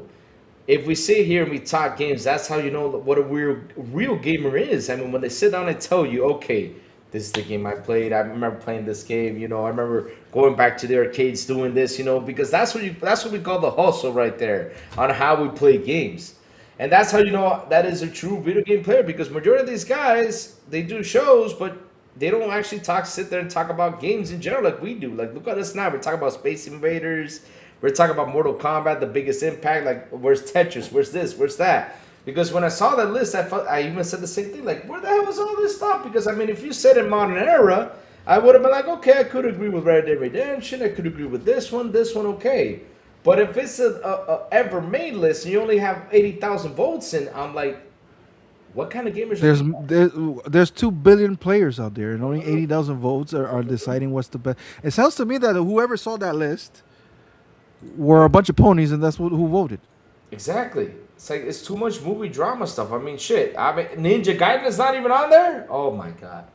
Should Oh, it be that. down there though? And just got is too. I'm What do you mean? surprised. What do you mean? It's, I'm, man, I'm joking. let me tell you something. I'm That, joking. that, I'm that joking. intro from the first Nintendo Ninja Gaiden, man. I Remember that? feel Oh, that if you're passionate enough of any genre of a video game, you can make an argument of why it's one of the best video games ever. Because I could put Maximilian Dude on this channel right now, like right now in this podcast, talk about fighting games. He will make you believe that fighting games are the best video games out there. And I'm not saying he's wrong. I'm just saying that if you're passionate enough about a genre, you can make it believe, or you can make an argument of why this game should be on that list. Yeah, Street Fighter 2. How the fuck is that thing not on the list? exactly. Like, why is not Guitar Hero on that list? Making the music play genre what it was. Because of that, then we had Dance Dance Revolution and a whole bunch of games. Yes, Oh, the genre died eventually, it- but oh no, the that's not boom that dead. thing had was amazing.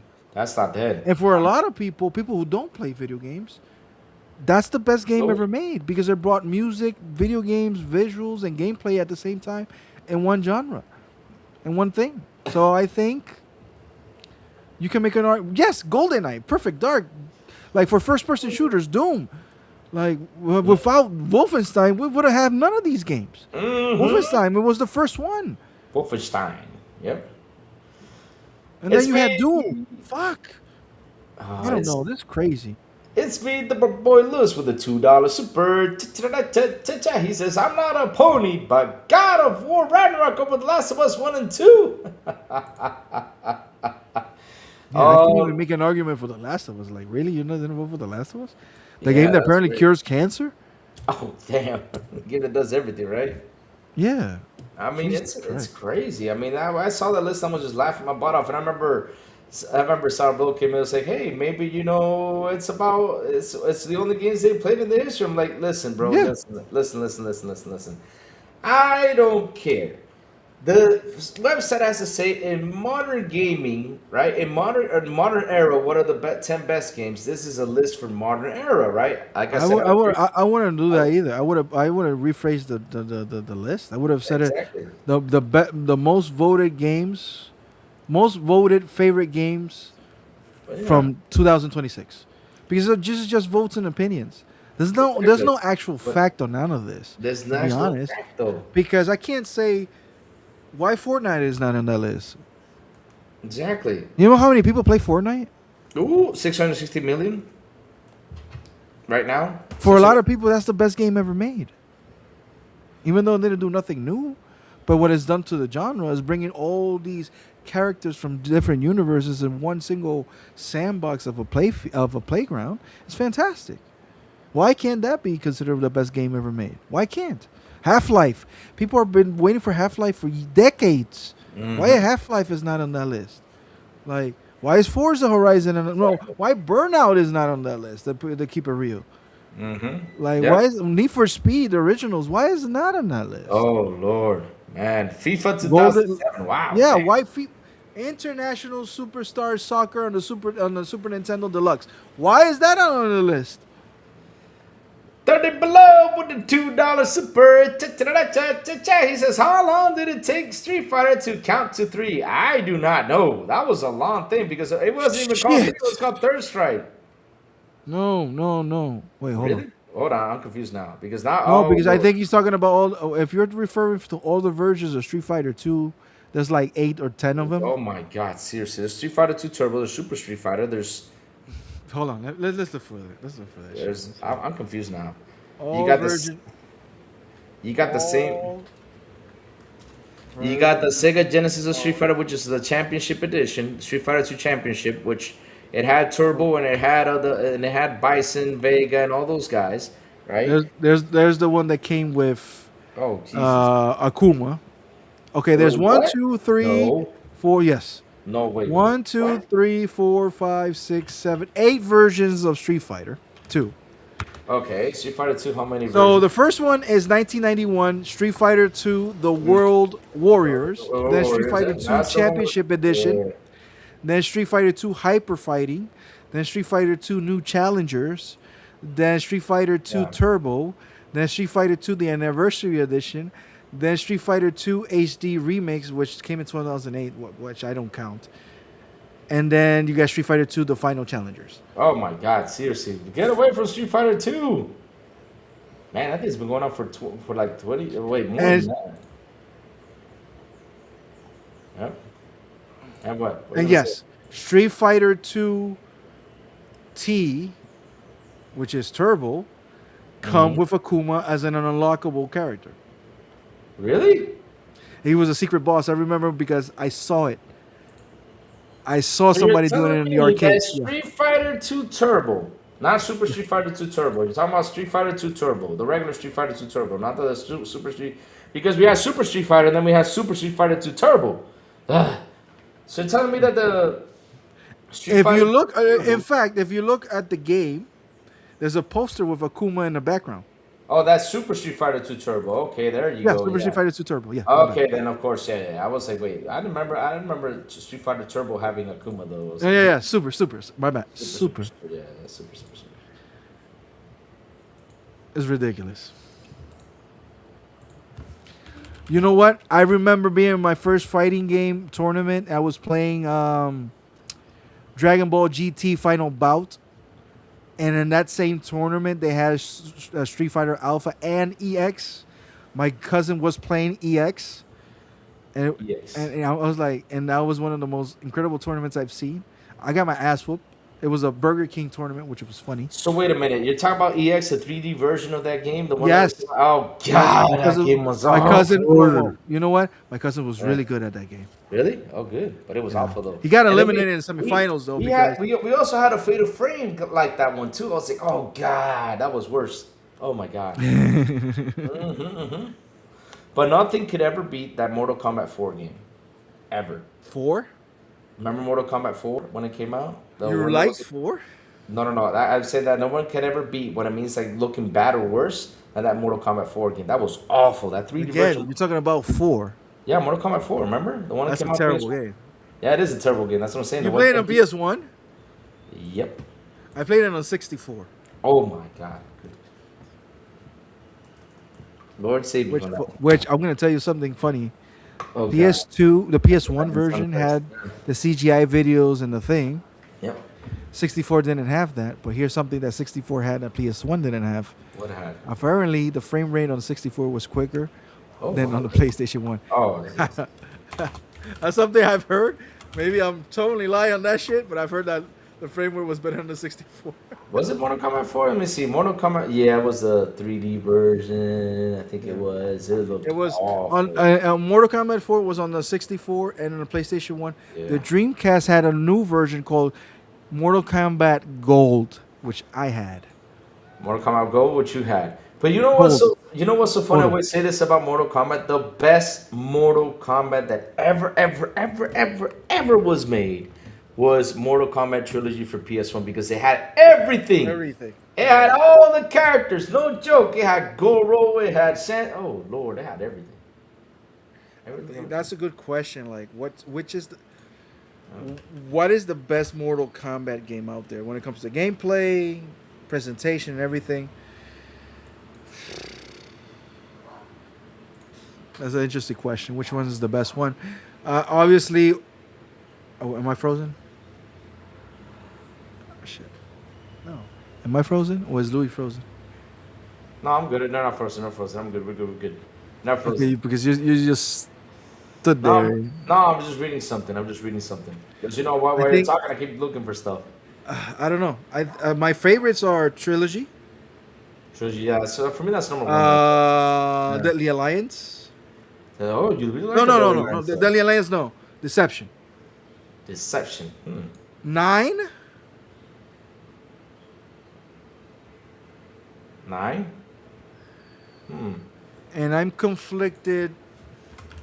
I think I like X or 10 better than 11 and 1. Even though 11 and 1 looks better graphically because those are the modern ones, but X looked gritty and I don't know. I like X more than 11. I like Oh yeah, 11 no, better than one. like combat in X is always much. It's much more because if he can get up to your face and kick your butt, he can't do that because of the running. It was intense though. X had a more intense combat when it comes down to 11 and 1. To be honest though, yeah. I didn't I like 11 like that, but I liked 11 more than one. 11 was more like strategy focused. It seems like the punches were a bit slower. It wasn't like too fast like a Mortal Kombat X, but Mortal Kombat X, man, you had if Jason was gonna come chase you, gonna come chase you. Yes, And yeah, Jason was oh coming. yeah, Yes. oh yeah. I mean that was they really did it well, and I'm like, when is the next Mortal Kombat gonna be like that? I wish they could bring that back again. That intensity, I miss it. I miss it. I don't know. But yeah, Um, man, I love. But Mortal Kombat is a fantastic franchise. Like, but I did not know in Panama King of Fighters was big though. Did not know that. That's good things to know. and it still is. Still is. Over here, Street Fighter, of course. You know who the champion is right now. It's Mena. So yeah, Street Fighter's big here. I still see local tournaments because there's like retail, well, not retail stores. You know these little stores that sell like Pokemon cards, Yu-Gi-Oh cards, and type of cards, right? I still see one that is close to work. That sorry, that still. I see they always have like a little thing on the door like this Sunday or Saturday tournament of entry of much prizes.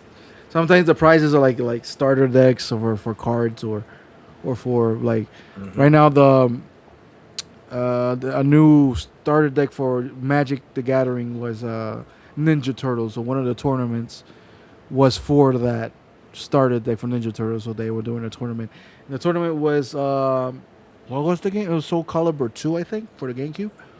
So they still do things like that. So, but King of Fighters is still one of the biggest ones. They still play it. I still love King of Fighters a lot.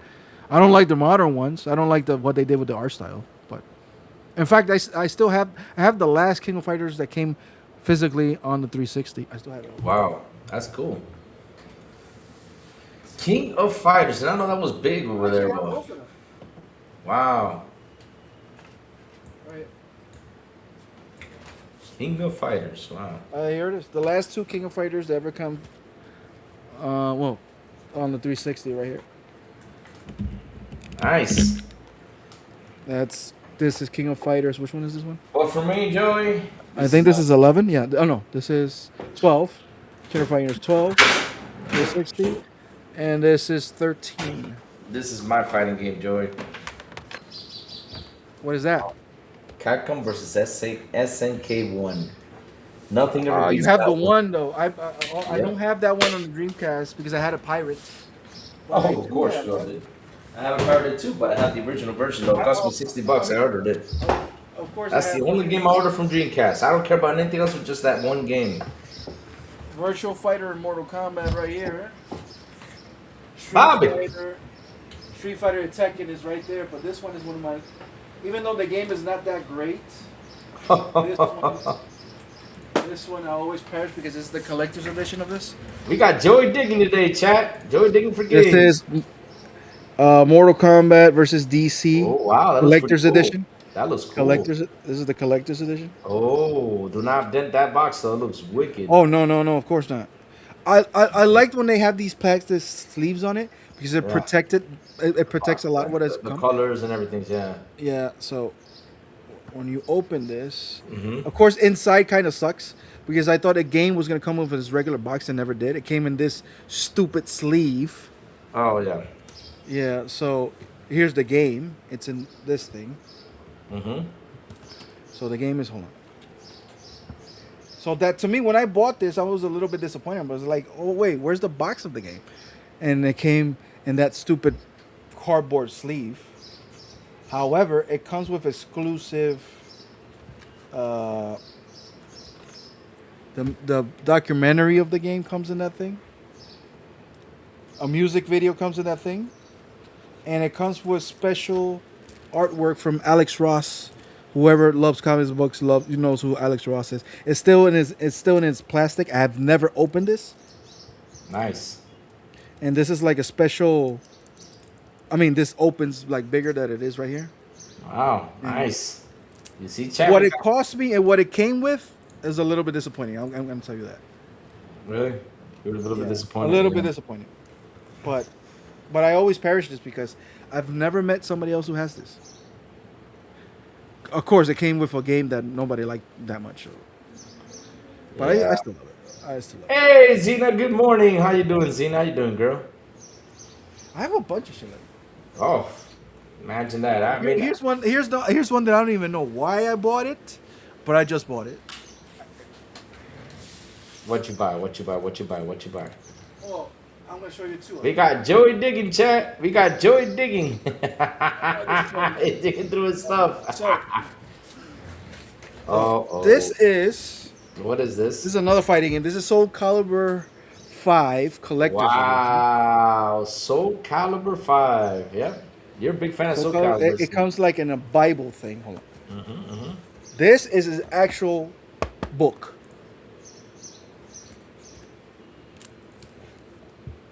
And inside here comes like a soundtrack.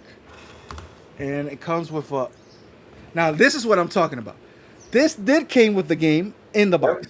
In the box. And here's the book. There's a book. There you go. You got a book. And it comes with a book and a whole bunch of shit inside. And it comes with another CD, which I don't know what it does. Oh, it's probably a movie or something that you can play your Xbox HD and of thing. course the game. And that one I love. This is the collector's edition, Soul Calibur 5. But this one, I don't even know why I bought it, but I bought it. This is Final Fantasy 13-2, collector's edition. Why did you buy that? Damn. I don't know. I just did. I think it was cheap, and You think it was nobody cheap? was buying it. But here's the crazy thing about this thing. Yep. Mm-hmm. Look at this. Hold on. It comes like with 15 CDs, bro. What? I'm not even joking. Here's 2 of them right now. There's 2 of them there. Here's another. You remember back in the old days, Final Fantasy Yeah, 7 yeah. was like a 4-disc thing. It was like a thick ass Here's case. there. You can see there's 4 now. There's another one here. Hold on, I'm not done. Shit, this thing's gonna fall off. But anyway, you get the point. There's a whole bunch of CDs. I don't even know what they do. Mm-hmm. Oh, these are soundtracks. Now that I look at it, Nice. and an art book and whole stuff. And that's not counting the ones that I got up there, which is I got the South Park Collector's Edition. I got the Gears of War 3 Collector's Edition. I got the Batman Arkham City Collector's Edition. Arkham Asylum Collector's Edition is up there. You know what? The one I do regret, What? and I always tell this story. What? I took this chick out, Uh-oh. Uh-oh. and I spent the money on her. Oh. I got nothing out of that shit. Instead of spending the money and buying me the collector's edition for Halo Reach with the statue of the entire Noble team, I was gonna buy that. But this chick called me. Well, she texted me. I'm like, let's go out. I spent the money on that shit. As you can know, in the future, I'm not with that woman. I'm with my wife. And I didn't spend the money on that collector's edition. And that fucking sucked. Because right now I would have been telling the story, showing you my Noble team collector's edition, and I don't have it. That sucks. Man, Bobby over here. Karina, you're never going to watch this fucking video, and I hope you never do. But if you do, fuck you. Because she was so annoying in the date. She was complaining about everything. Even though I was paying for everything. Yeah, she was just being a bitch. Being a bitch with people, and I was like, what the fuck? I regret it on what, though? Indica? Hell no, I would not get a collector's edition of Indica. That's the only game in the world I wouldn't do shit. No. Eso fue el diablo, yo. I don't have collector's edition for Xbox One games, and yes, I was thirsty. She had a great ass. That's why I took the date. I don't have collector's editions for Xbox One though, because I stopped buying games physically on the Xbox One generation. You're talking about the Halo Reach Legendary Edition that has everybody all together in the statue? Yes. That one? Okay. I'll tell you this much. You can buy it on Amazon for $20. That's bullshit. $20? That's fucking bullshit. Joey, but if you can buy that though, would you rebuy it though? Buy what? That Halo If I collection. could go back in time, No, no, buy it now. I'm saying like go. Pick yes, up. I can. I will. I should. You should. I was Out of surprised. respect for myself. Out of respect for myself, I should buy that thing. Let's see what the price is. It shouldn't be that expensive, Joey. Here's something that's gonna piss the bots. I got a Mario cube. A Mario Cube. How is that gonna piss off people? That was so cool. Oh shit! Never mind. Don't buy that shit. $500 for that shit? No. And you know what's funny? This is a magic 8-ball. This is actually a magic 8-ball in the form of a Mario cube. So let's say, will PlayStation die? Watch And it it say. says, Fuck yeah. "Oh, signs point to yes." Ooh. The magic ball has the magic Nintendo cube has spoken. It's gonna kill PlayStation. Oh my And god. of course, I got my fucking Rubik's cube right here. Rubik's Cube, yeah. I hate the Rubik's Cube. I can do it, but it's. This is easy. This thing is easy. I know it is, but The hard one is the fucking. My cousin has one that I'm like, what the fuck? Uh-oh. But this is it's just fucking easy. What else? What do I got? Oh, I got a few statues. I got a little statue of Jago, a shadow Jago to be honest. From Jago, from Killer Instinct. Bam, bam, bam, Yes, bam, bam, bam, it's bam, right bam, here. bam, bam, bam, bam, bam, bam, bam, bam. Hey, Spartan, what's up? Good morning, brother. Oh, it's good afternoon though. It's almost 12. Oh shit. Shoulder is still not good after the little incident on the plane part. Here's my little Jago Nice. Jago. statuette. I need to get some statues in this room. I need to get. You know what I need? I need a big ass statue of the painting though. We should get a big ass statue of my painting though. Yep. And I still got stuff up there. I got my 360s right there. My first Xbox One, which is the fat one. The VCR Xbox One is still up there. My Xbox One S is up there. A bunch of boxes that I have. I got from Funko Pops up there. I got 3 Dragon Ball little statues up there. Oh. I can show you. That is right here. My arm. Which is funny because it has a Jesus love you thing on it. Here's a little Dragon Ball statue I got up there. But anyway, I got a lot of shit. And I got a lot of shit in the other room, which my wife does allow me to bring out. But yeah, I still got shit. Oh, nice. So yeah, that was the show and tell part of the show. Shout out to yes. But chat, listen up. We've been here for 3 hours now. 3 hours? Yeah, it's been 3 hours. Yeah, 3 hours and 2 minutes. The crazy one and Joey has got to go. So chat, before we go, tell us what you've all been playing. Like I said, I've been playing Witcher 3. I'm about to finish it. Joey, what have you been playing, sir? What I've you been playing cooking? Castlevania. Oh, Castlevania. Yeah, you told me that. Yeah, I forgot about that one. Yeah, How is and I've that been playing Castlevania? Is it good? To me, every Castlevania is good. Oh, I'm lying. To Not you? all of them, but What? Castlevania is one of my favorite franchises of all time. So basically, a huge back catalog, Joey. Yes. If I run out of video games online, like if the internet goes to shit, and we're in the Terminator era, I still got my 360. I have a lot of 360 games that I can play from there. A lot. And that's not counting my Nintendo Switch games.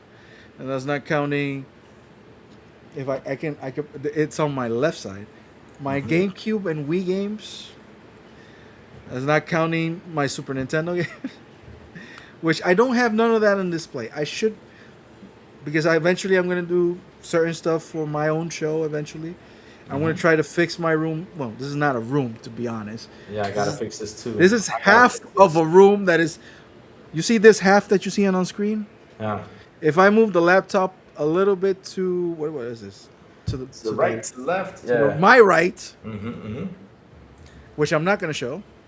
You're gonna see dirty laundry baskets and the washing machine right next to me. Uh-oh. Because this is the laundry room. Oh. I'm in the back of the house in the little laundry room. Well, my room is not. I'm not gonna use. But I gotta get. I gotta really sit down. I gotta sit down and my chat already showed me some cool stuff from Etsy. Like I can get some Doom stuff. I need a Joey. We got a mission. We gotta find something. We gotta find a Ghostbusters ghost trap that has light on it, so I can put it over That's there. funny that you mentioned Ghostbusters. I have Slimer right up there. Oh, you do? Awesome. I got Slimer right up there. But I'm not gonna. I need something that has a light, so that way it can capture like the haunting from the painting or That something would be like that. fantastic. Yeah, I need to get something like that. We're looking for that stuff. If I get something like that, would be amazing, chat. So yeah, You you guys, actually, you just need a little spotlight and put like like a shade to it. So instead of focusing the light straight to it, it gives it like a glow around it. But of course, you got to fix the lighting of your room, right? yeah, we gotta fix the Because lighting. everything has one shade, so it won't be appreciated better. Mhm. So, but eventually, I'm getting. Yes, I don't make fun of Doc Dark for that same reason. Because Doc Dark is always in his laundry room. I'm always in the laundry room. Because literally, Jesus Christ, I can literally fucking shit. The laundry's right here. Like literally, it's right there. Is that there? Huh? This is like of course, everything that is not we don't use is in this room. So half of it is like boxes and things that we don't use, and the rest is in the laundry room or the laundry space.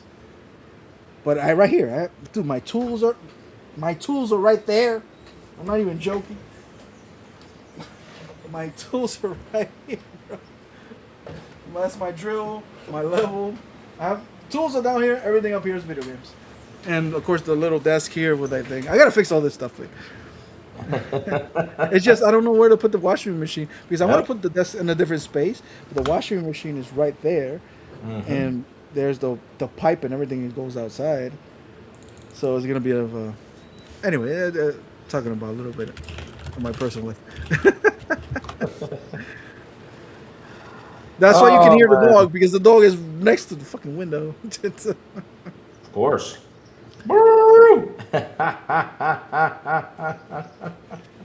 So yeah, man.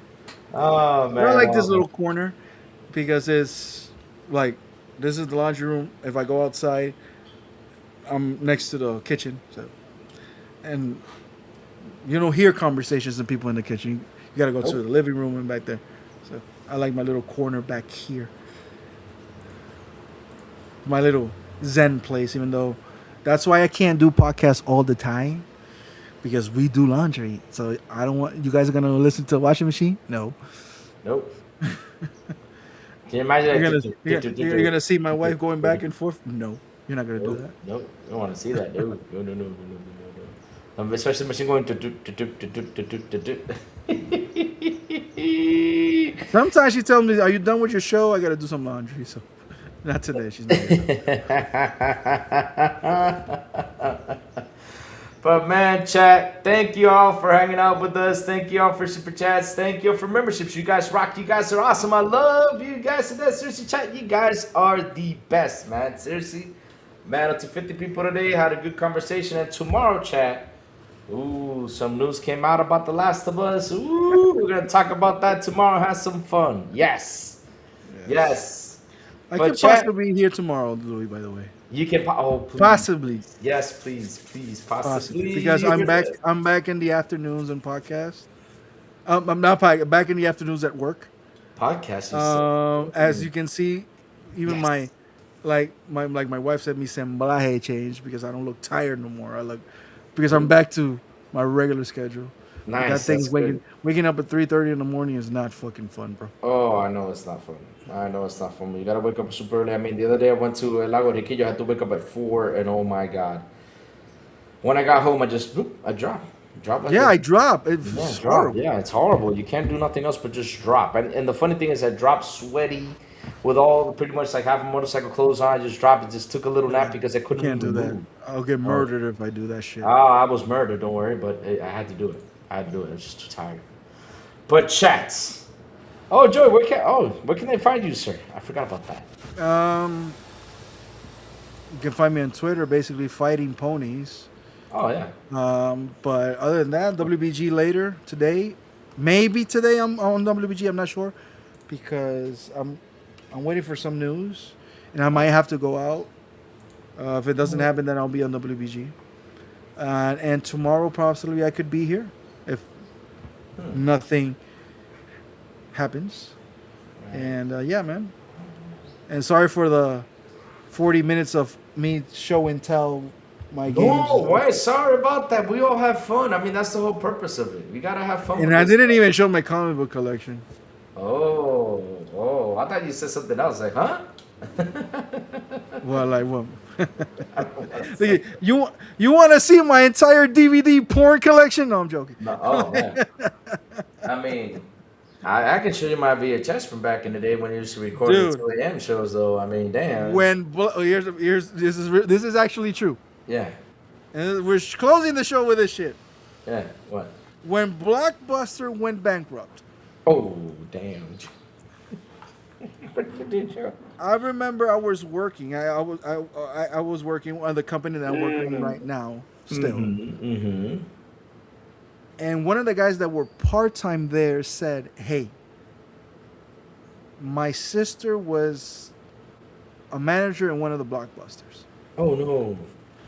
And when they closed the shops, they thought somebody was going to come in and take all the DVDs and take them away. It never happened.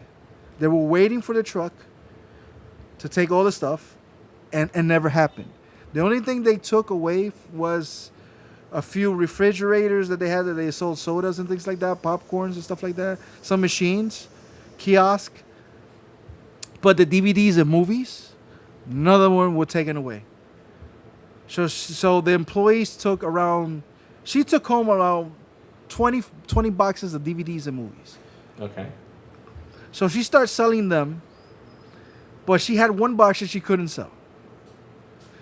In that box had hundreds of DVDs of just porn. And we're like, get the fuck out of here. And guess what he did? He brought that box to work. You know what? Yeah. That box sold out at work. He was selling them at $1. I saw women bought porn that day.